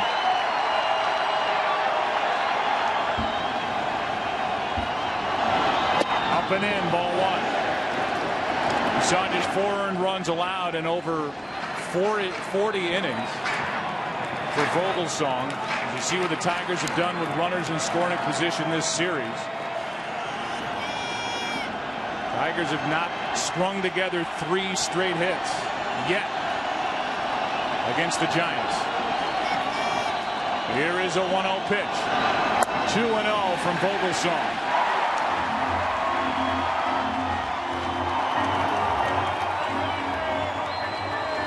A little concern in that Giants dugout for the first time tonight.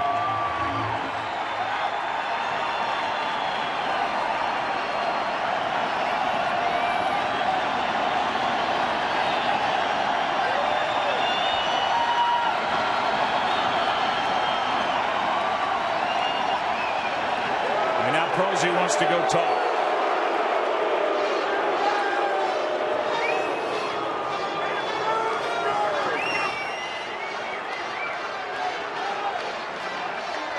Keep talking about those travels. Here is how Ryan Vogelsong is standing on that mound in the 5th inning of Game 3. Drafted by the Giants in '98. And then he went on that tour. 10 minor league teams, 2 teams in Japan over 3 years. Signed back with the Giants, was an all-star last year. And this postseason, almost perfect as he hits the outside corner to make it 2-1 on Jackson. Tough situation, good pitch. Framed by Posey in the count, 2-1.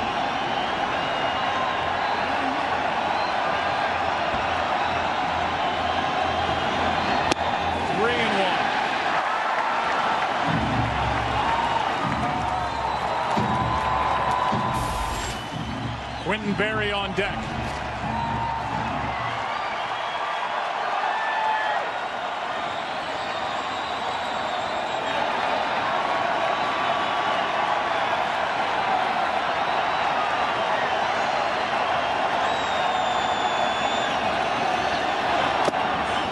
Got it by his bat, 91 miles per hour, a full count.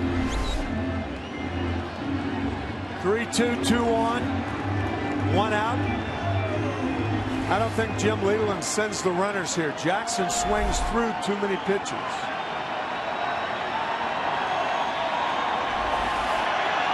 So the count full.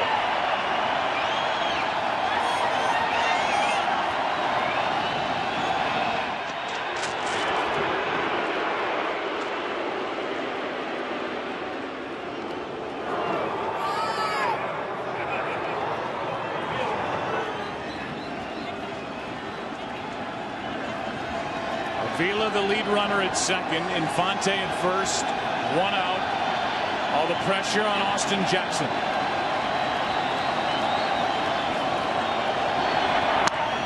Fouled back.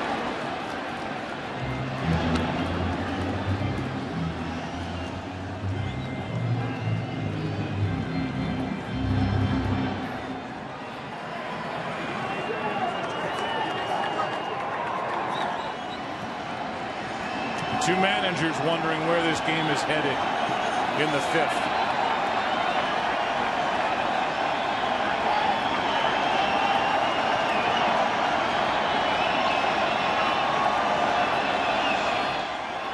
Vogelsong again slows it down, steps off.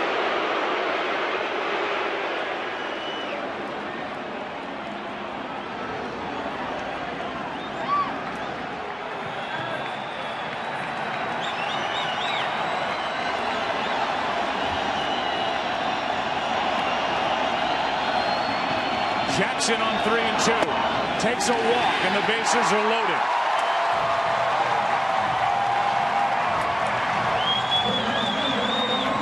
And Dave Righetti, the pitching coach, will come out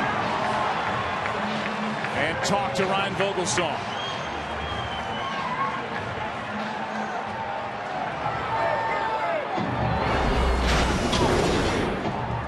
The batter will be Quentin Berry. With the bases loaded, 1 out, Ken Rosenthal is with us, and this Quentin Berry is some story. He has really bounced around in his career. What a spot for him. Joe, before this season, he had played only 4 games at AAA.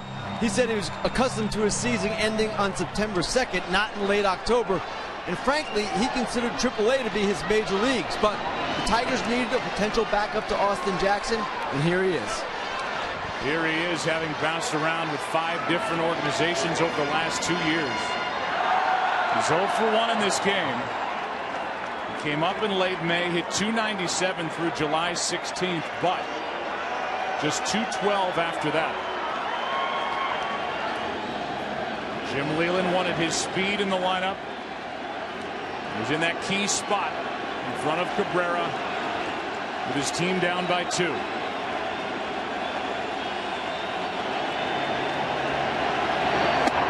Strike 1.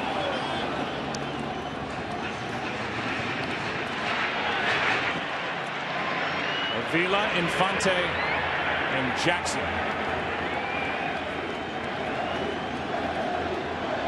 Only Berry's 4th career big league at bat with the bases loaded. The 0-1. Showed patience there, didn't go after it, a ball and a strike. As Tim Lincecum and Jose Mijares, righty and left-hander, getting ready in the bullpen.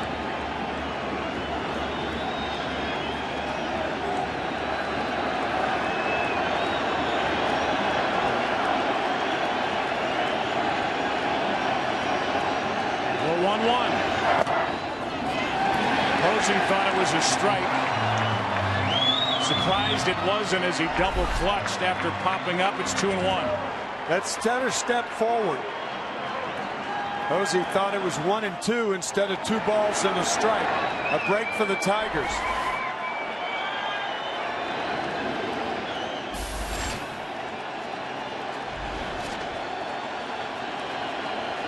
A 2-1. Fouled back, and that pitch was up. 2-2.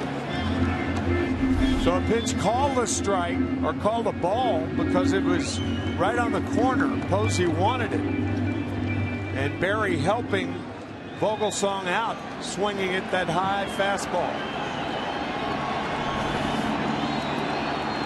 So now the count 2-2.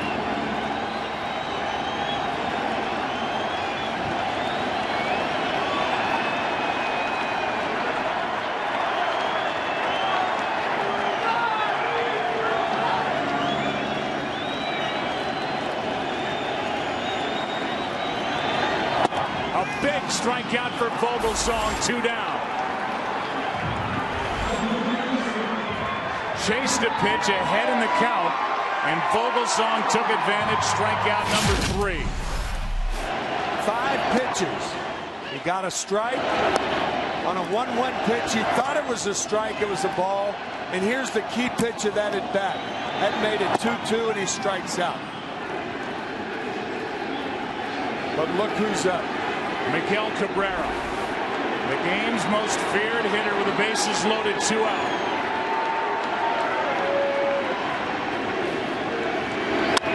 That's down the right field line, slicing foul.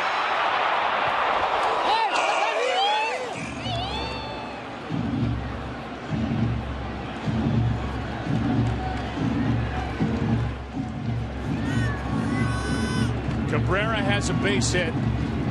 The big 3-4 combination, still looking for a difference-making swing of the bat in this World Series. Cabrera or Fielder?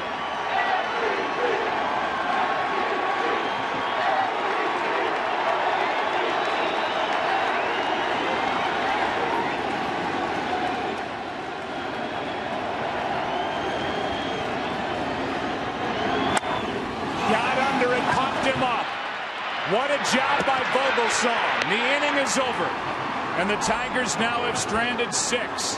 Cabrera had his chance, and Vogelsong continues his brilliant pitching throughout all that. It's still 2-0 Giants as we play 5.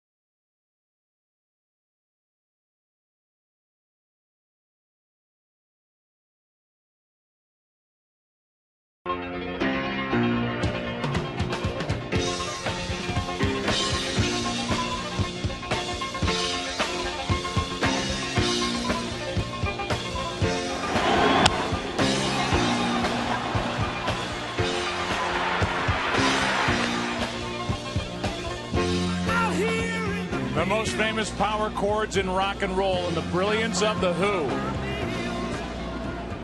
From the San Francisco side in that piece. 3 of the stars for the Giants tonight. Ryan Vogelsong, the last face on there. What a job he did to frustrate Miguel Cabrera, who pounded that right hand into his batting helmet when he crossed first base.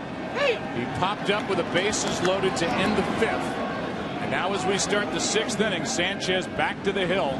And the first pitch is strike to Pablo Sandoval. That skips in, a ball and a strike.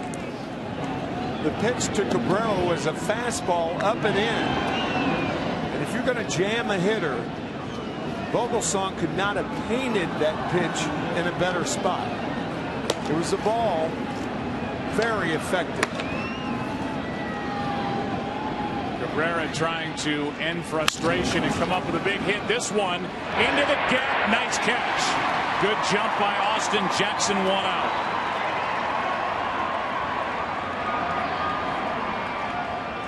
And back to that pitch on Miguel Cabrera to get the Giants out of trouble.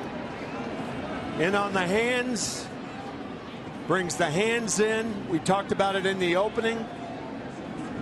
That pitch has been terrific for Vogelsong throughout the postseason.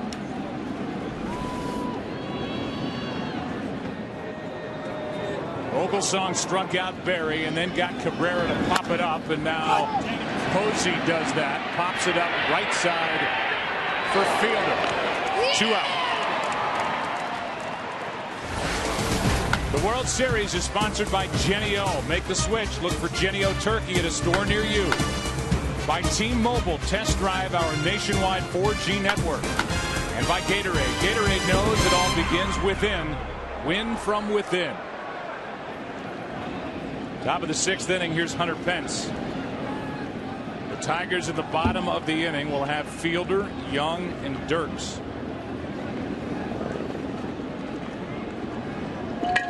Fielder, a frustrated hitter as well. We try to get it started in the bottom of the inning as Pence takes a strike.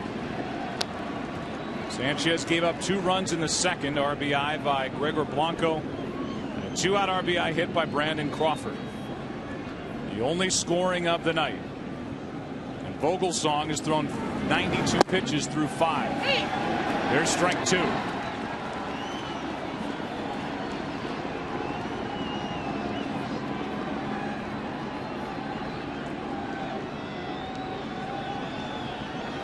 Pence likes to chase pitches out of the strike zone. Went after one of the better fastballs tonight by Sanchez at 94. And the count 0-2. That's what pitchers say in the National League. Throw him a pitch you can't reach.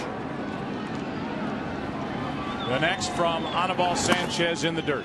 Hunter's had 4 straight good at-bats. The last 2 at-bats in Game 2 and the first 2 at-bats tonight. Right in the thick of the scoring. Locke stole a base and scored in the 2nd. Led off the 4th inning with a sharp single to left. Just got a piece.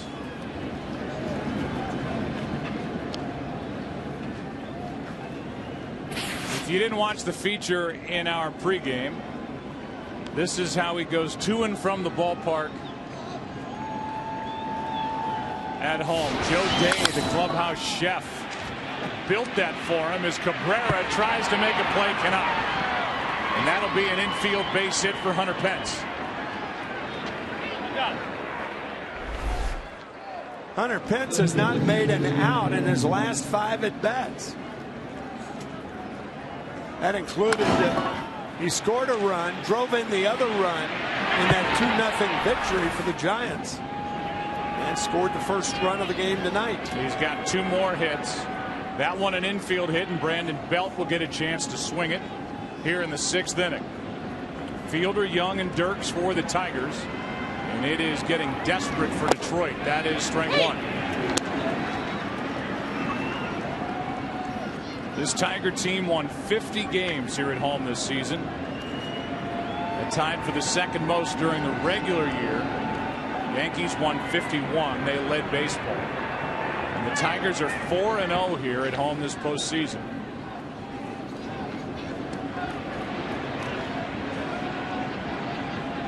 1-2 against Oakland, 1-2 against the Yankees. Trailing here tonight 2-0. Blocked by Avila. Ball and a strike. Temperature really starting to drop.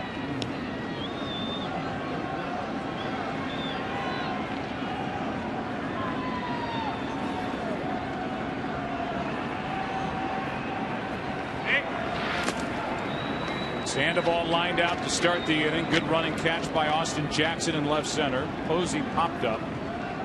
Pence with an infield hit. Batter is Belt. 0 for 2. 0 for 8 in the World Series.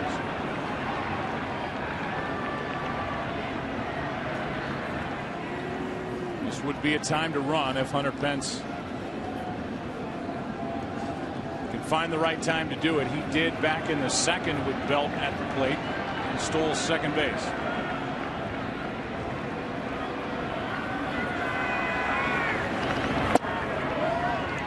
Two and one. There's Blanco, who has the biggest swing of the night.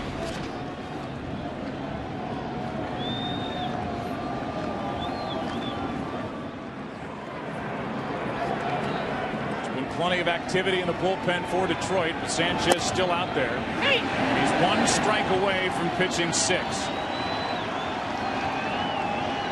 Over 100 pitches for the night.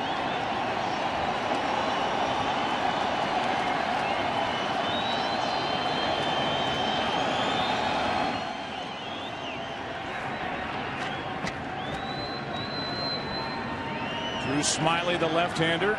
Al Albuquerque, the right-hander, ready if needed. Lefty coming up next, Blanco. Here's a 2-2 pitch. Fouled away.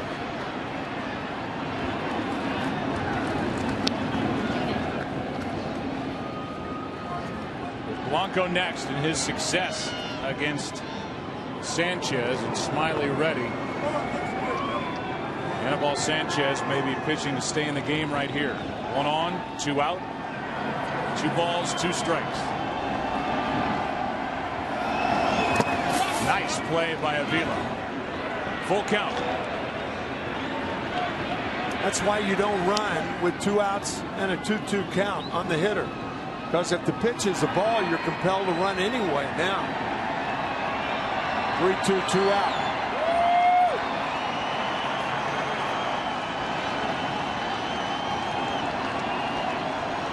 Play behind Pence at first. The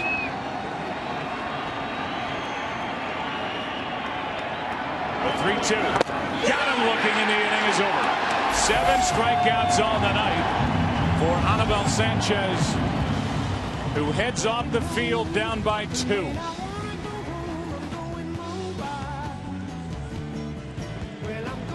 Tigers coming up. Fielder will try and start it. Down by 2.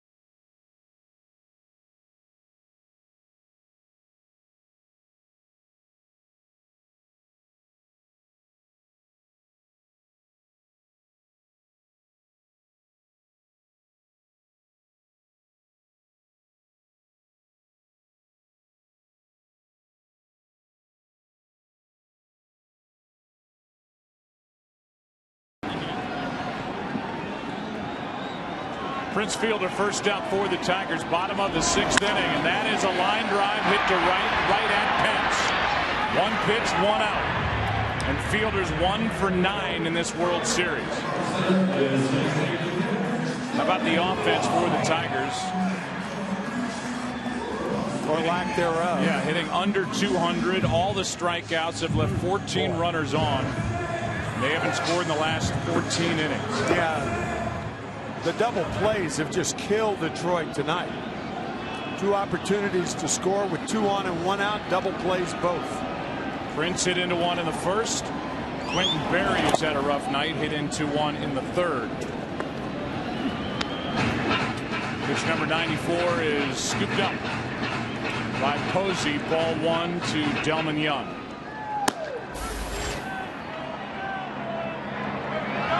Benoit again is getting loose. 2-0. So is Tim Lincecum, who has really turned into a weapon out of the bullpen for Bruce Bochy. And he can pitch more times from the bullpen than he can as a starter. 3 times max from the bullpen, only twice as a starter. So his ineffectiveness during the season may be quite an ally, and has been quite an ally to Bruce Bochy in the postseason. How about the last 5 games? This is coming into tonight, and what this group has done. Zito 2 times on that list. That's why there are only 4 guys pictured. Vogelsong now is 2 times on that list as he gets one by Delmon Young. Why is that? Because his line is now tonight, after that great game 6 in the NLCS against the Cardinals. 5 1/3, no runs, 5 hits. He struck out 3, walked 3. Here's a 2-2. That's over but low. Full count. There's Larry Baer, who is the CEO and president of the Giants.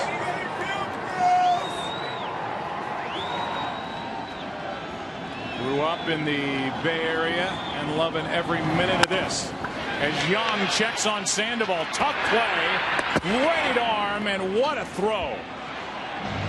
So there's a guy who taught himself, Tim, how to throw right-handed at the age of 9. Right. 9 years old. It worked. What didn't work coming into this series, we talked about the advantages of the Detroit Tigers. And we had check marks, and we put 2 check marks, not 1, in front of the starting pitchers of the Detroit Tigers. But it's been the San Francisco Giants that should have 2 check marks for their starting pitching. Keys to the series. Boy, the Giants starters have just been sensational. What are you going to say? We got our checks mixed. Yeah. There's a pitch down and away from Vogelsong to Dirtz, who's 0 for 2. He's flied to right, grounded out, trying to keep this 6th inning alive. A 1-0 from Vogelsong, strike 1. And now you go for the Giants into the area where they're so strong with their bullpen, the versatility. Left-handers, the right-handers. Lincecum is kind of a guy to bridge it. Vogelsong is doing his thing again here tonight. 2-1 the count.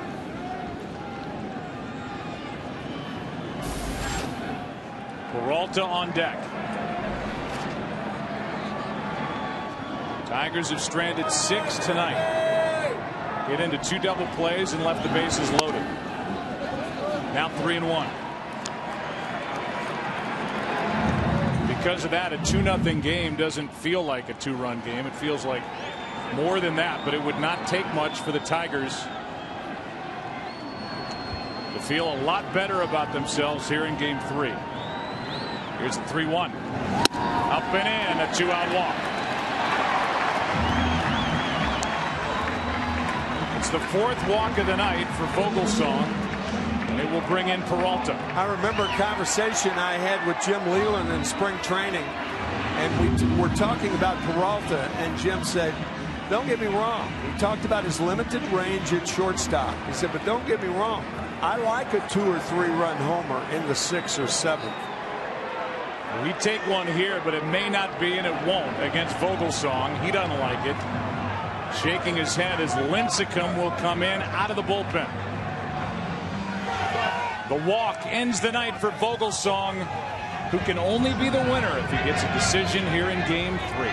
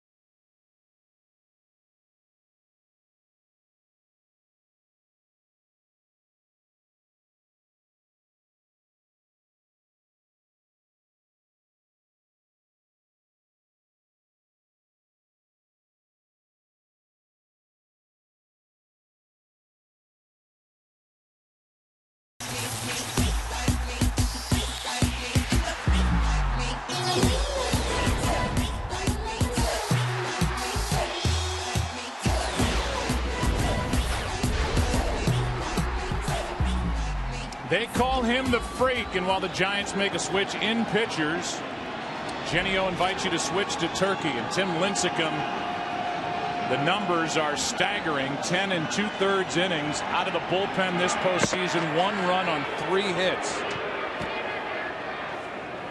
Along the way, he has racked up 14 strikeouts, walked only 1. In relief of Ryan Vogelsong. Peralta takes a strike in at the knees. There's Vogelsong. He has done it again. No runs. Not as deep into the game. 5 2/3. Just 5 hits. And that 4th walk was the end of his night. Dirks is on. 2 out. The 0-1 to Peralta. Strike 2. We had a chance to visit with Tim Lincecum prior to Game 2. And he is enjoying his time in the bullpen, getting his stuff worked out. Struggled this season like he has before in the big leagues. He's got great stuff. The 0-2. That's into right center field. It will tail right to Pence. And the inning is over. A walk, a relief appearance by Lincecum. Ryan Vogelsong, 5 2/3 shutout. He loved it. 2-0 after 6 in Game 3. Back after this from your local Fox station.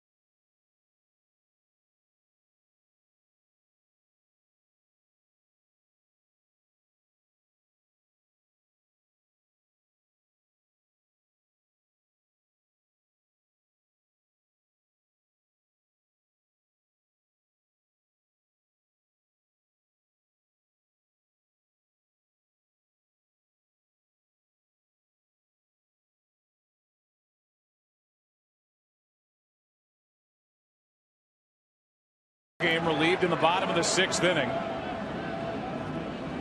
And here is Gregor Blanco, who had an RBI triple in the 2nd, scored a run. I think he was going to try and push a bunt. He had Cabrera in at 3rd, took a strike. Just to wrap up on Vogelsong for the moment, it's the 7th straight start for Ryan Vogelsong where he's allowed 1 run or less. He's moving around again, Blanco in the batter's box. And a hug from his catcher Buster Posey. Vogelsong didn't want to come out, but Lincecum did his job. He got the fly ball off the bat of Peralta to end the 6th. Here's a 1-1. Ball 2. Blanco shot a ball into the gap in right center and then turned on the Jets and made it to 3rd easily. Ahead on the count here, 2-1. Sanchez slapping at it. Cabrera makes the play and got him at first as Fielder made the stretch for out number 1. Terrific play by Prince Fielder. Blanco tried that 3 times and finally made contact. A quick, strong throw, but Fielder was off the bag there and then tried to come back. Blanco may have beaten the throw. I think that right foot was up in the air when the hand was on the bag. I agree. You never saw a definitive look, though, as Sanchez is now 0 for 3. Hector struck out twice and now flies to right. But it looked like the foot of Fielder, the right one, was up in the air when the hand would have crossed from Gregor Blanco. Yeah. Here it is one more time. Or what? No, he's not on the bag there. It's up. The hand touches the bag. He was safe. I agree. Fielder did get the foot back down on the bag, but it looked like Blanco had touched it. It appeared that way. Still a fine play by Prince Fielder to get the call. It's still virtually impossible to see definitive proof that he was safe and the foot was off the bag. As Crawford has his 2nd hit of the night with 2 out. He had a 2-out RBI base hit in the 2nd, made it 2-0. And now he's on with 2 out here in the 7th. And it will bring in Angel Pagan, who put a charge into the ball his last time up. He gave a glance over at the Tiger dugout to see if Leland was coming out. Leland had Benoit up earlier. He is up again and ready. But for now, it will be Anibal Sanchez trying to get Pagan for the 4th time tonight.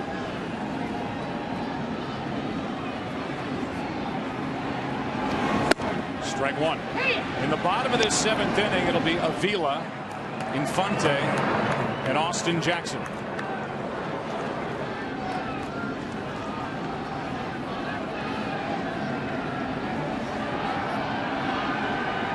Pfister was good in game 2.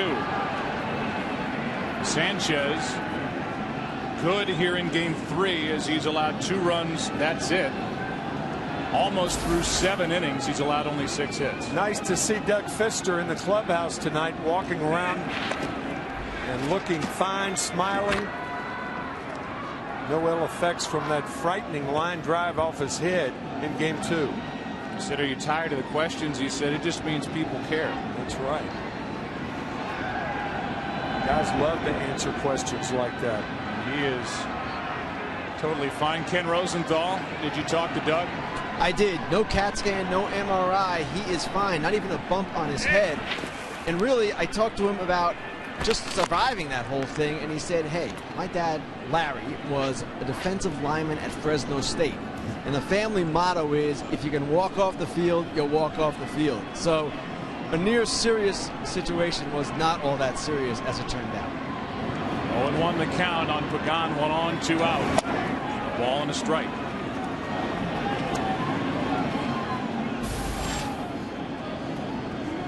Scudero next, either here in the 7th, and I would imagine if it's here in the 7th, it'll be against Benoit. Right. who are leading off in the 8th.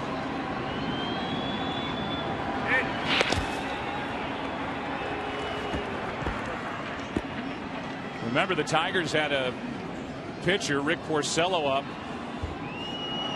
way back in the 2nd. Benoit and Smiley have both been up. Benoit more than once. But Anibal Sanchez has persevered. Problem is, his teammates have not been able to string together hits. 1 ball, 1 strike on Angel Pagan.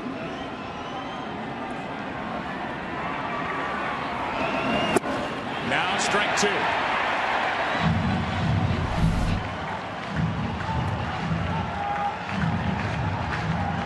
Sanchez still has that good breaking ball and good changeup.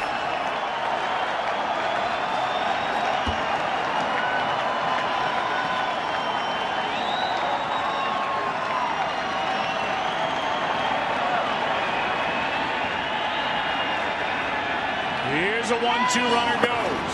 Throw down by Avila, not in time. And now an easier RBI chance for Pagan with a count of 2-2. And again, that's the problem. When a pitcher has a good changeup or a curveball, it takes longer to get to the plate. It was down in the dirt. Alex Avila had too much to do before he made the play. And the second stolen base of the night for the Giants. Now a 2-2 pitch. That's a big run sitting out there for the Giants as Pagan hooks it foul.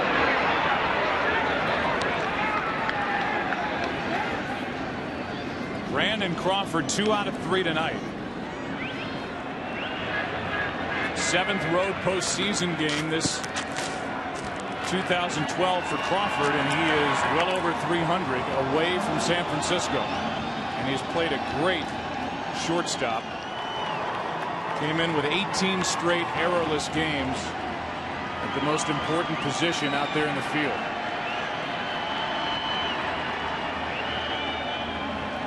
Now Avila wants to make sure with a runner at second. So he'll go talk to Anibal Sanchez.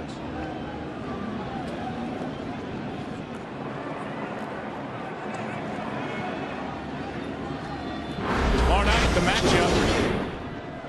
Matt Cain, Max Scherzer. Game 4. That's right after football on Fox in that great late game of the Giants and Cowboys. 2-2 pitch. Got him looking, and the inning is over. Big pitch by Sanchez. And he strikes out 8 on the night. Looking for some run support.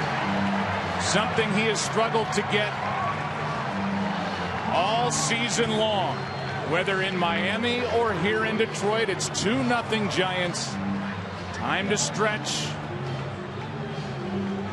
Here in Detroit, we go to public address announcer Bob Vergils for the introduction of God Bless America. Ladies and gentlemen, will you all please rise as we pay tribute to America and welcome Staff Sergeant Amy Gould of the 126th Army Band, United States Army, as she leads us in the singing of God Bless America. God bless America, land that I love. Stand beside her and guide her through the night with the light from above, from the mountains to the prairies, to the oceans, white with foam. God bless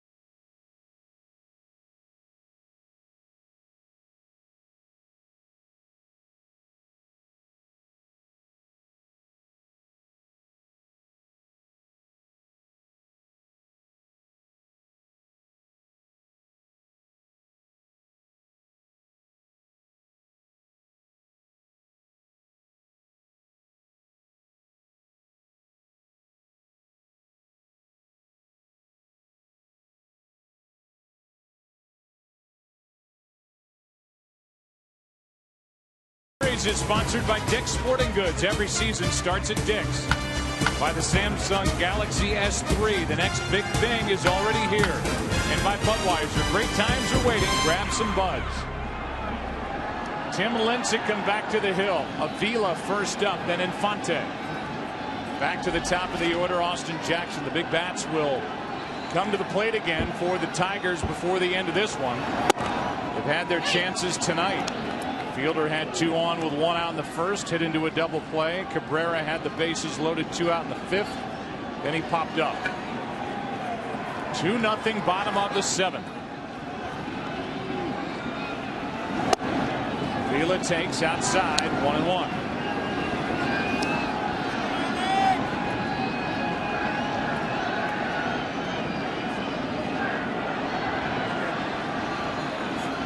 Lincecum got the final out in the 6th. Now he bounces one in there, 2-1. Vila struck out and singled against Vogelsong.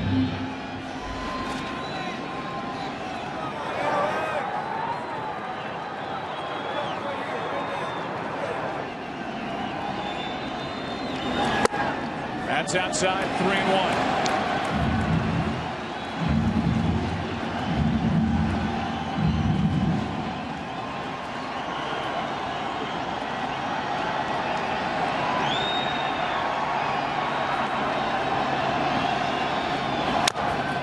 Chopped off the plate. Lincecum to the bag, and an easy out as it turns out to start the 7th.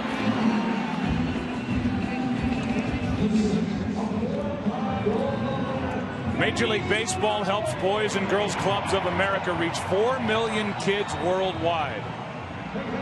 Visit greatfutures.org to learn how you can support your local Boys and Girls Clubs. Mickey Stanley was out there. Spent his entire 15-year career with the Tigers, primarily in center from 64 to 78. He won 4 Gold Gloves in center field and started the 1968 World Series at shortstop to give Al Kaline a chance to play right field. Northrup at center. Here's number 6. Here's a fly ball into right. Easy for Hunter Pence. 2 out here in the bottom of the 7th inning, and there's the great Al Kaline, just loved here in Detroit, throwing out the first pitch before Game 3. Elegance, grace, class, all of those things. He reeks of all of those words. 18 years old. That's how old he was when he came straight off the sandlots of Baltimore and won a batting title at the age of 20. 1955, the youngest player ever to win a batting title. 1 day younger than Ty Cobb did when he won. 2 out, nobody on. First pitch of ball to Jackson, and now a swinging strike. At one time this year, there was talk of Mike Trout of the Angels perhaps breaking Al Kaline's record, but Miguel Cabrera led the American League in hitting, not Mike Trout. Even though, boy, did he burst on the scene. Goodness. 2-1 on Austin Jackson. And he's the only player, obviously, that could challenge Miguel Cabrera for the AL MVP. Right. Here's a 2-1.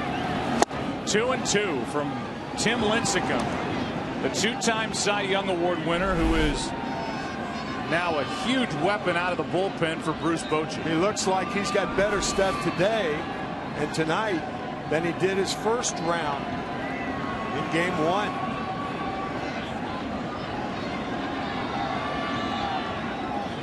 Two out, nobody on. Here's a 2-2. Full count.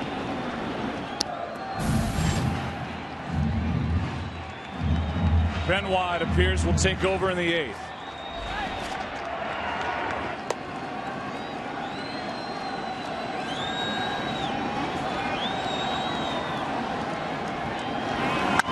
Fouled back by Jackson, who walked to load the bases in the 5th with 1 out. Then Quentin Berry struck out. Miguel Cabrera, in the biggest at bat of the night for the Tigers, popped up.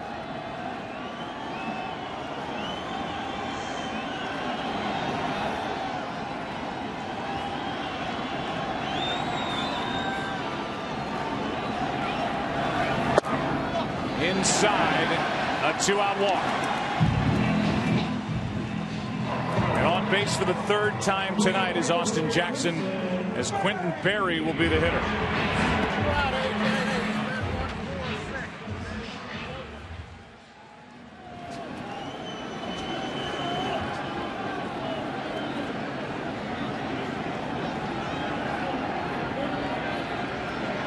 Berry is hit into a double play and struck out with the bases loaded.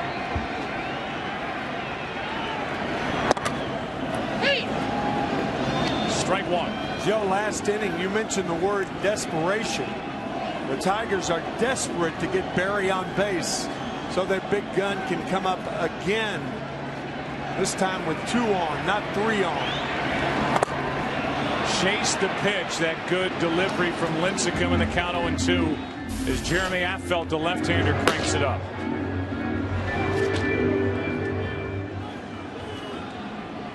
The last 14 innings for the Tiger hitters.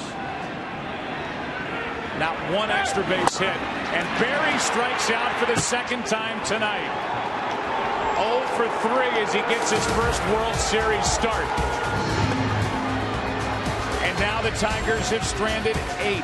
We go to the 8th. 2-0. Giants on top.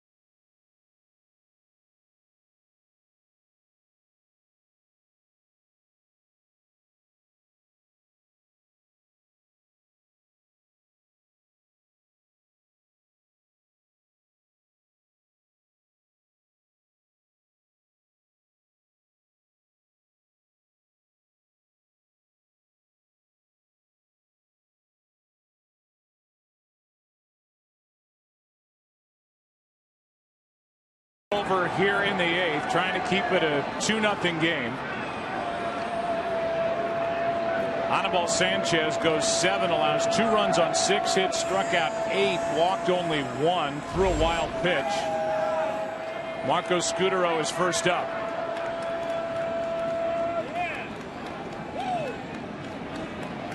Benoit hits the outside corner. Anibal Sanchez had the second lowest run support of any starting pitcher in baseball during 2012. And in the postseason, obviously, this game becomes even more team-oriented than individual statistics. But for Sanchez, a guy who will be a free agent as that goes back to the screen, 1 ball, 1 strike. He now has been handed in support 2 runs or fewer in 23 of his 34 starts this season.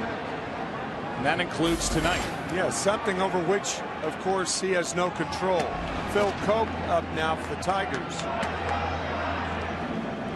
It's Scudero, Sandoval, Posey against Benoit.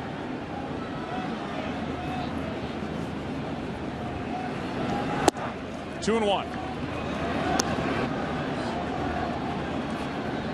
In the bottom of this 8th inning,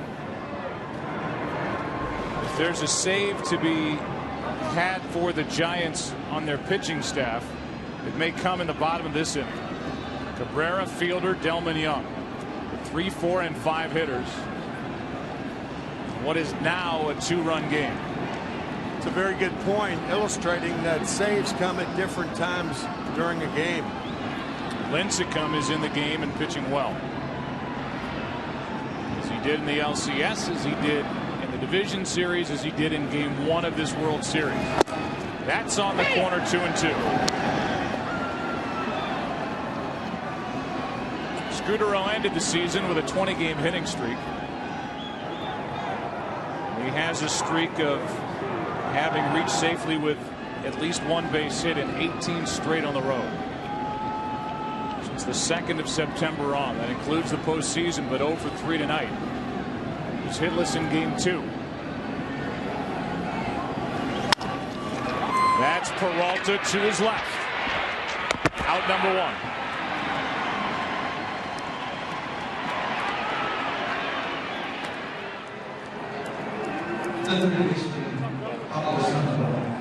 Let's go back in time and look at 1966. That's the last time a team threw back-to-back shutouts, and they actually shut out the Dodgers games 2 through 4. Palmer was obviously part of that. McNally.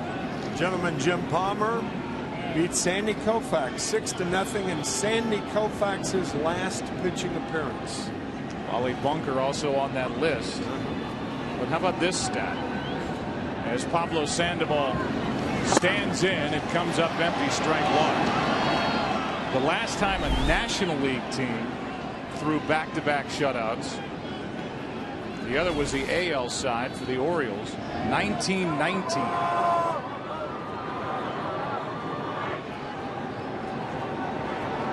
And that was the Black Sox. The White Sox and the Black Sox scandal, who were shut out. Here's a fly ball into left, well hit, back at the wall. It is off the base of the wall. And Sandoval is into second with a 1-out double. He's got 2 more hits tonight. Reaching out, pitches a ball off the plate, tailing away a 2-seam fastball, and Sandoval once again shows power the other way. One of the home runs he hit off Justin Verlander in game 1 was away. Almost rode that thing all the way out of here, and that's now 23 hits in this postseason. That's the most ever for a Giant in any single postseason. He's at second, 1 out, and the batter is Posey, takes a strike. I was interested in some quotes made by Will Clark, the ex-Giant, ex-Cardinal, great player, who said Sandoval has the best hand-eye coordination he had ever seen. And when you think about it, to be that much of a bad ball hitter, you have to have the best hand-eye coordination, because he swings at balls way off the plate and hits them with authority. Runner at second, 1 out. The 0-1 pitch from Benoit. Up and away to Posey, who has driven in 7 for the entire postseason, 1 in this World Series.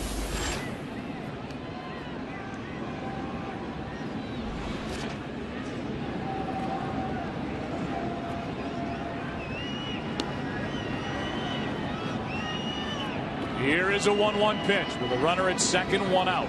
Posey trying to add to a 2-0 lead. Strike two. Giants having fun. And that includes here in this World Series. He makes that little heart back to the dugout, and there's Pagan. Angel Pagan making fun of Sandoval.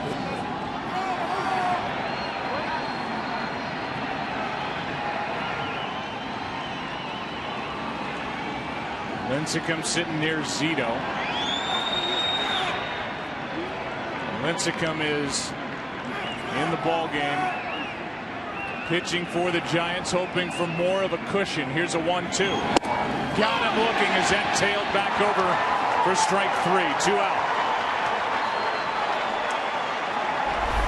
Benoit got to 2 strikes with a splitter and finished Posey off with a fastball. And with 2 out and a runner at second, the batter will be Pence. And that will bring Jeff Jones, the pitching coach, out. Pence, all of a sudden, is hot. He has walked tonight, 2 singles.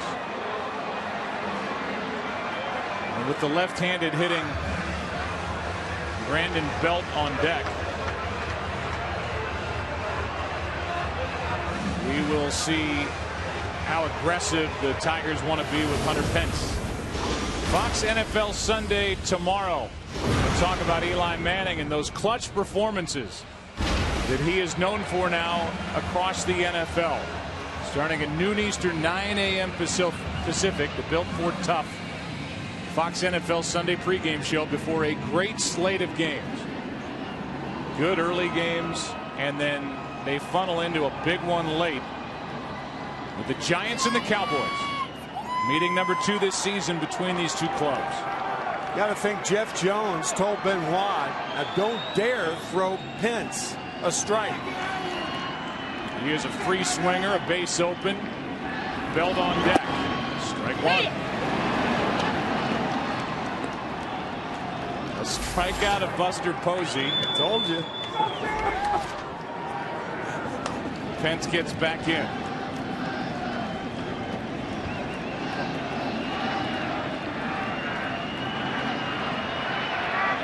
Sandoval a 1-out double. He's there with 2 out. 2-0 Giants in the 8th. Here comes an 0-1.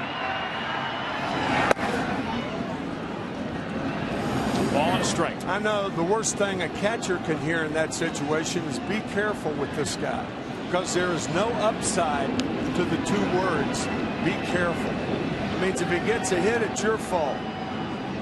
If he doesn't, well, then you did what I told you. 1 ball, 1 strike. Runner at second, 2 out.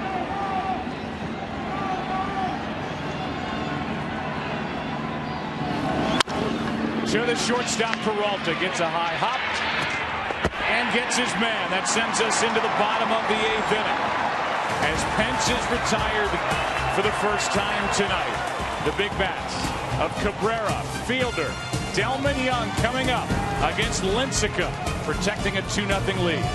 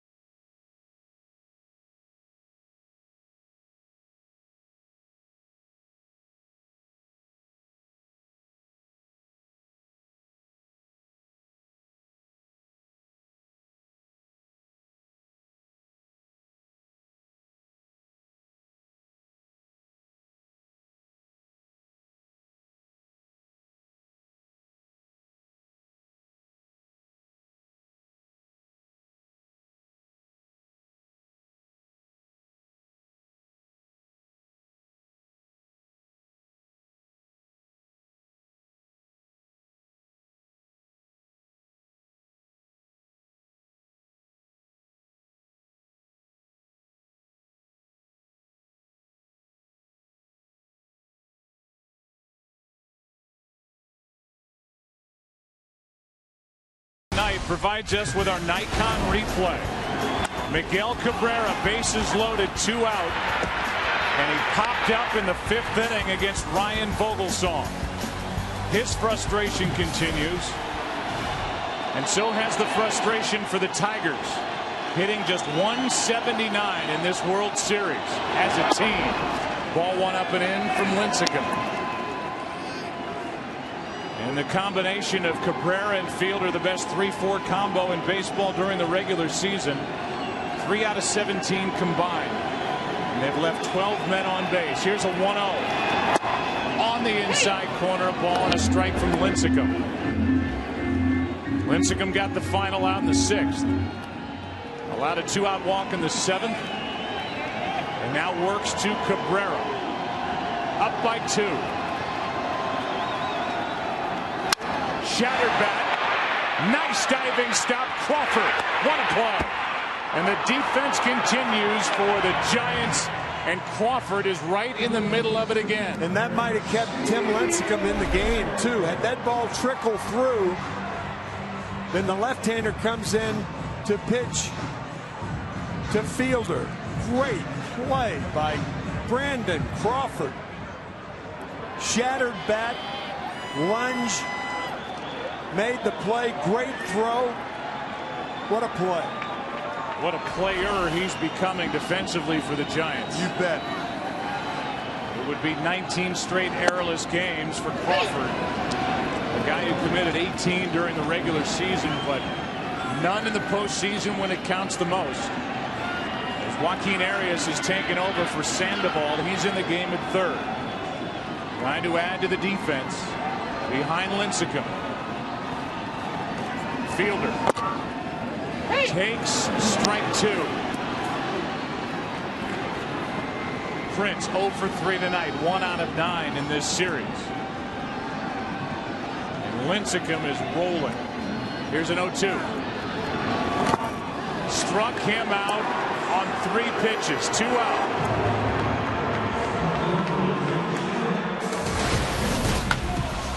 The World Series is sponsored by Walmart. Layaway is back at Walmart on select items now through December 14th. By the Nikon One, a different kind of Nikon. By Taco Bell's Steal a Base, Steal a Taco, Live Moss. With 2 out, nobody on, here is Delman Young, the DH for the Tigers. Strike 1.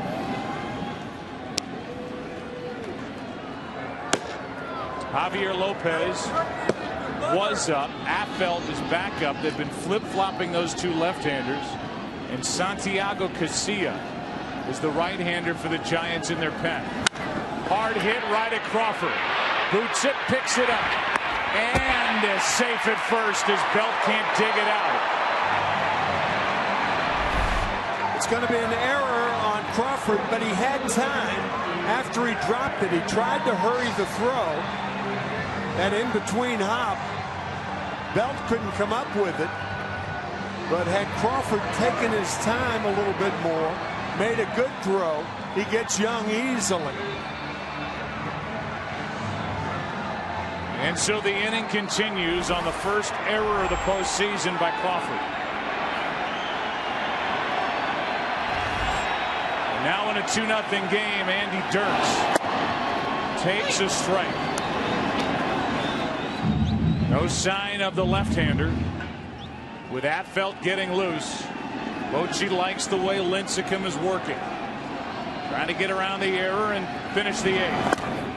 What a stab by Posey. That is a terrific play by a guy with some great hands. Watch.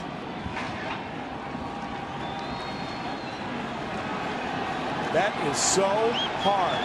2-seam fastball that kept going away. And Posey came up with it. Now the 1-1.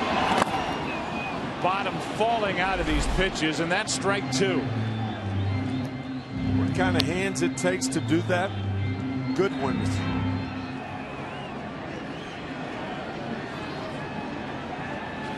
Prevented a wild pitch, keeps Young at first. He's there with 2 out. And a 1-2 pitch coming to Dirks. A strikeout ends the inning. And Lincecum gets around the error. And the Tigers still can't find a big hit. We go to the 9th inning of Game 3. Giants batting up 2-0.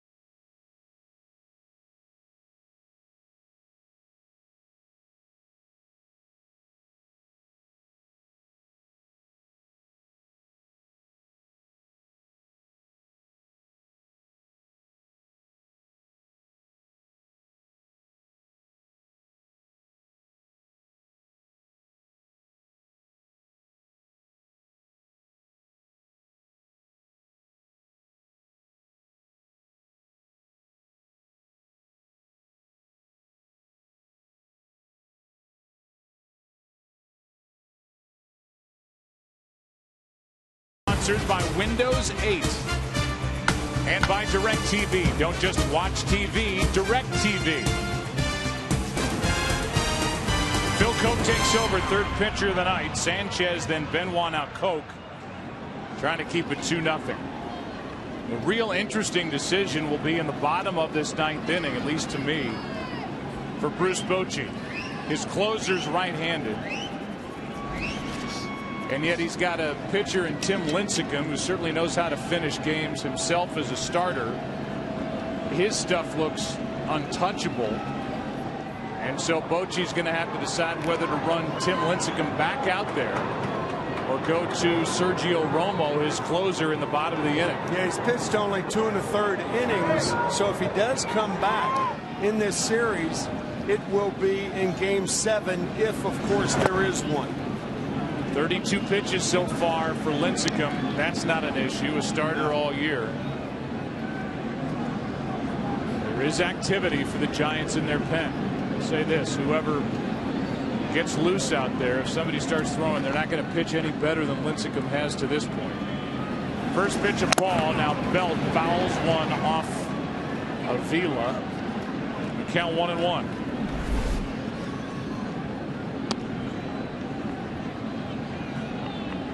Inside of the right knee for Avila. In Game 1, Lincecum came in, retired 7 in a row. 5 strikeouts. Tonight, no hits again. 2 base runners, a walk, and an error on Crawford. 3 strikeouts. He has been superb. Came on the air talking about how much better the Tigers were this year when facing right-handed pitching after losing to back-to-back lefties in games 1 and 2. Hitting over 20 points higher against right-handers. Tigers have been totally shut down tonight. That's ball 2, 2-1. And as a group hitting less than 179 in this World Series after all the talk. The pitching of the Tigers holding the Yankees to a 157 team average in the ALCS.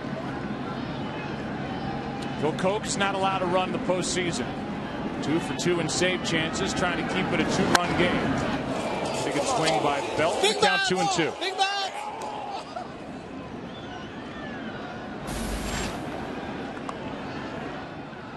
On deck, another lefty, Blanco, and the switch hitter, Sanchez. In the bottom of the inning, it'll be Peralta, Avila, Infante.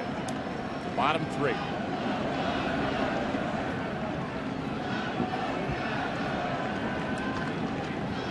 Here is a 2-2 from Phil Koch.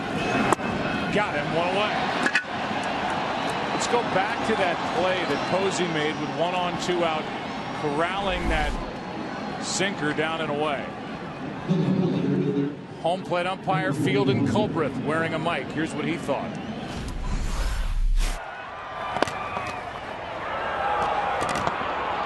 I feel like I forgot to give it to you. There's no way you caught that baseball. There's no way you caught that baseball, and that's the way he did it. Kind of serious. I mean, Posey using that glove like a cesta in highlight. Here's a strike to Blanco. And that's about an 88, 90 mile an hour pitch. That's so far outside, and how he wrapped it so quickly. Believe me, that takes an awfully good set of hands to do that. Blanco right in the middle of the only scoring in this game 3. In the hole 0-2. In the second, a leadoff walk to Hunter Pence. He stole second on a strikeout by Belt. Moved to third on a wild pitch. Scored on the RBI triple by this man, Gregor Blanco, into right center. And then Blanco scored on a 2-out RBI hit to center by Crawford. That is it. Since then, it's been all Vogelsong and Lincecum. 1-2 on Blanco. Sanchez, the switch hitter. And the DH tonight, 0 for 3 on deck.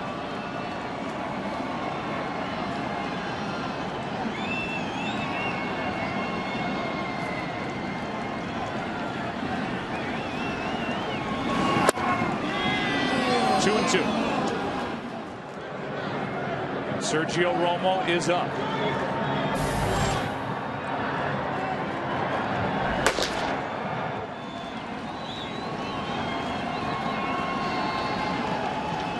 Blanco's at the plate. Romo's in the bullpen. Here is a 2-2 pitch from Koch. Got him on the outside corner, 2 out. And Blanco does not agree.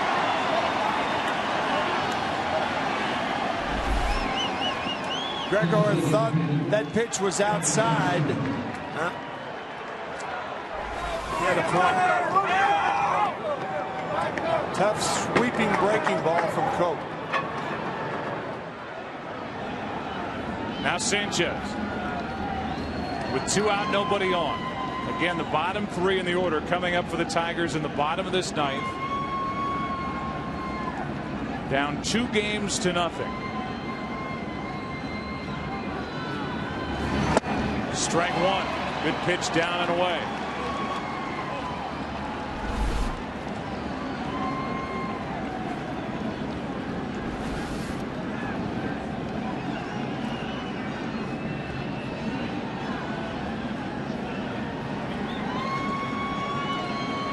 Two out, bases empty in the 0-1 pitch.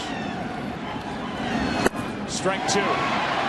Sanchez in danger of striking out for the 3rd time tonight.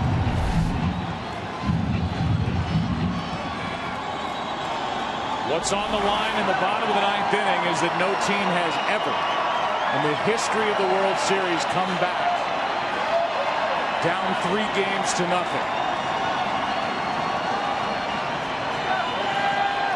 That would be the case if the Giants hang on. Here comes the 0-2 pitch.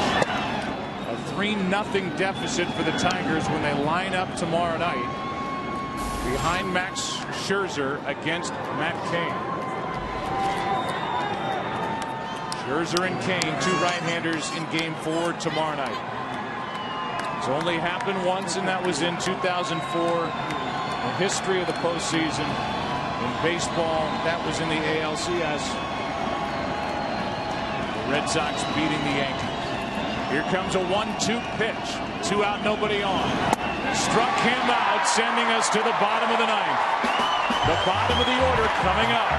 Peralta, Avila, Infante, trying to get something going.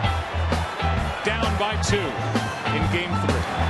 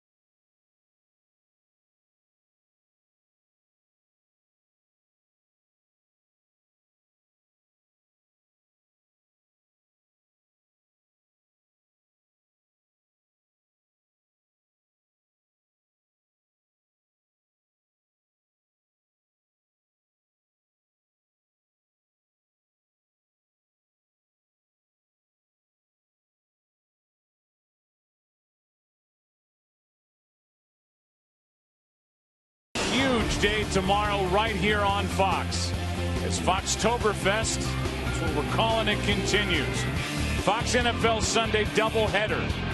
Redskins and Steelers late. Giants, Cowboys. A lot of good matchups early, by the way. And then the big game late in Arlington, Texas, with the Giants taking on Dallas. And then Game 4 of the World Series tomorrow night. A matchup of Scherzer and Matt Cain. If necessary, we'll have Game 5 of the World Series. No need to leave your couch all month long. Keep it right here on Fox. If there is a Game 5, and that depends on what happens here in the 9th inning, and then obviously tomorrow night, the Tigers will have the luxury of sending Justin Verlander back to the hill, trying to get this series back to San Francisco. But right now, here in Game 3, down by just 2, it's Sergio Romo in the game to deal with the bottom 3 in the lineup. The Tigers hitters, and the difference from the ALCS to this World Series, 3 games, 3 total runs, hitting 179, 1 home run. First up here in the bottom of the 9th inning, Johnny Peralta. We were talking about it last inning, Joe. Very tempting to leave Tim Lincecum after throwing only 32 pitches in the game to finish this game. But Sergio Romo has saved 14 of 15 this year. 1 blown save. That's it. He saved Game 2, the second save of the postseason. Giants lost their closer, Brian Wilson, in April. And and it has evolved to where it's Romo's job. Bottom of the ninth inning, Peralta, ball one outside. Lincecum 2 1/3, no runs, no hits. Struck out 3, walked 1. Pitched around an error. Vogelsong in line for the win. Here is a 1-0 pitch. Tried to hold up, might have been a strike anyway. 1-1.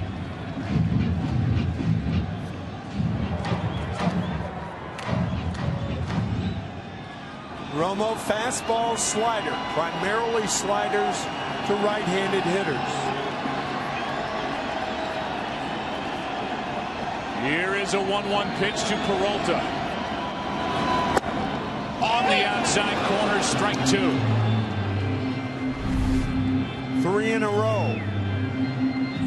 That one perfect.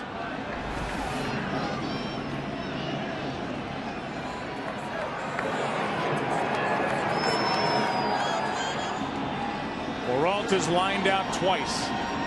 0 for 3 on the night. Trying to get on to start this ninth inning. Romo's 1-2. He did not go. 2-2. The right-handed hitters just have to take the outside part of the plate away from Romo. That was very close. But I think a good call by Brian O'Nora. So the count 2-2. Fouled away. Nothing but sliders from Sergio Romo. 5 in a row.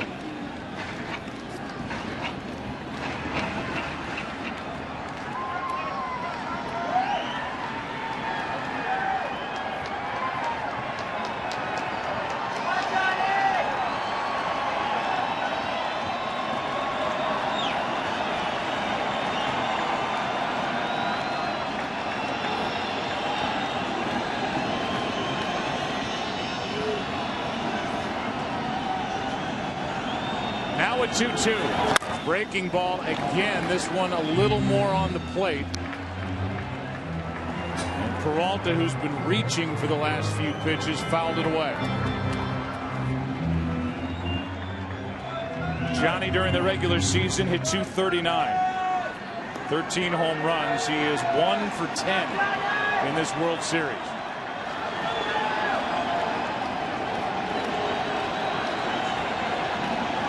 Fastball inside. Getting encouragement from Buster Posey. And that is ripped down the line into the corner. It is caught for the out. Gregor Blanco down the line, and he got to it before this ball could bounce in foul territory. What a catch. He is all over the place in left field. The two great catches.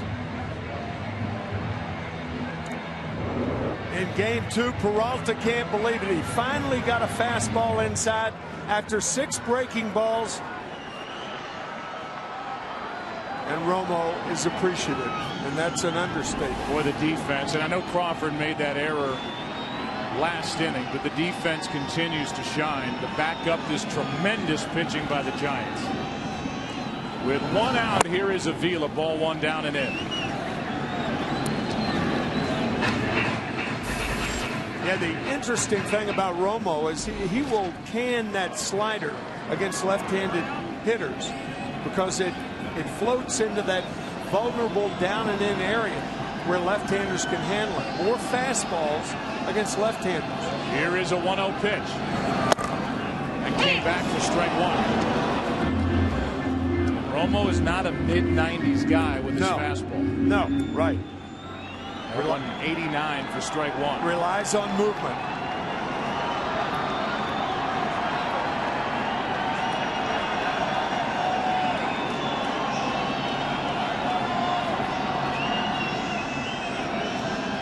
Avila has a hit tonight. 2-1.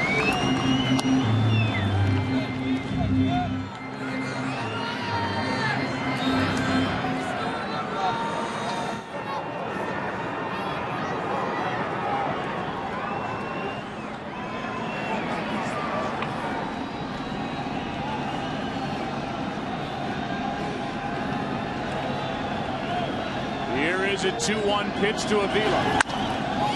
Into left center field, to his right, Pagan, and the Giants are 1 out away from a 3-0 series lead.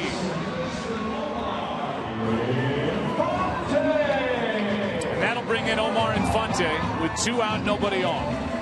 As much as anybody on either side, Omar Infante really knows how to play the game. He knows how to play the odds. We've seen him bunt in a situation like this to try to just get on.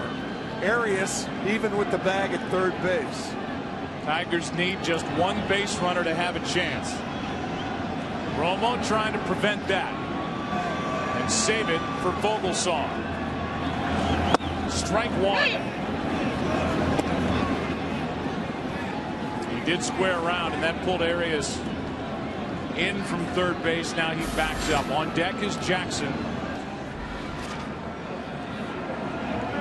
Right now it's up to Infante for the Tigers to try and extend it. Giants 1 out away from a 3-0 lead. Here's the 0-1. Strike 2.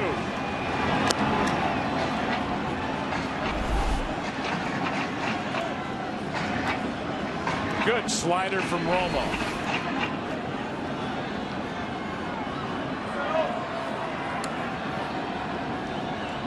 Infante set up at 0-2.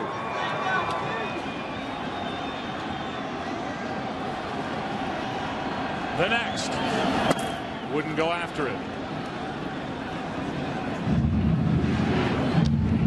If there's ever a chance to dive across that plate and hit a ball to right field, now's the time for Infante.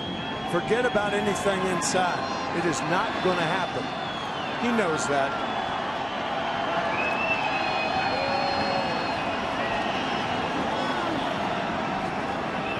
Omar with 2 strikes.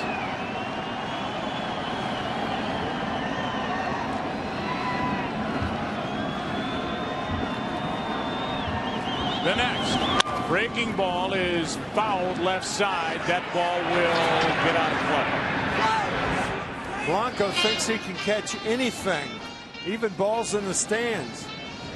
He is so fast. He really is. He gets to everything. That one was 5 rows out of his reach.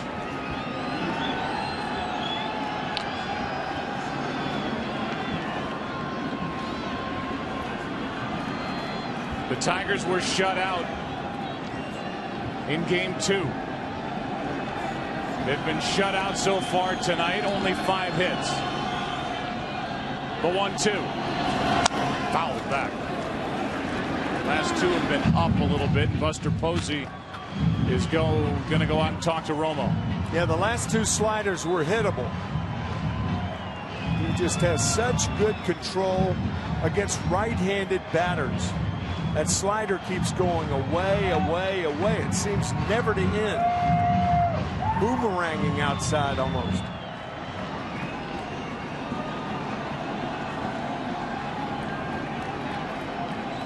Infante set up at a ball and 2 strikes.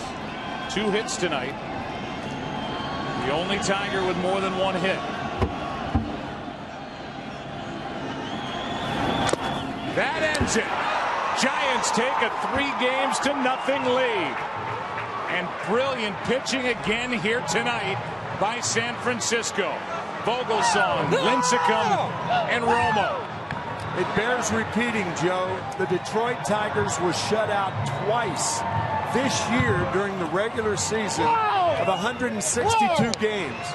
They've been shut out 2 games in a row, both 2-0 losses here in the World Series. Unbelievable. In the National League, you have to go back to the 1919 Reds, who did it to the White Sox, that Black Sox scandal in the World Series. Back-to-back shutouts. Last time in World Series play, the 1966 Orioles over the Dodgers. And Bruce Bochy has to be elated with the job that his club has done They got a big swing of the bat tonight from Gregor Blanco, and they rode the right arms of Vogelsong, Lincecum, and Romo to a 3-0 series lead. And here's how it ended as Posey hung on.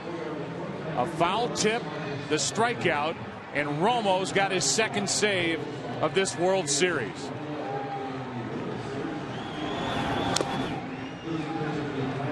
The Giants celebrate their 1 win away from their second World Championship in their last 3 years, and their second since moving to San Francisco back in '58. Let's go down to Chris Myers.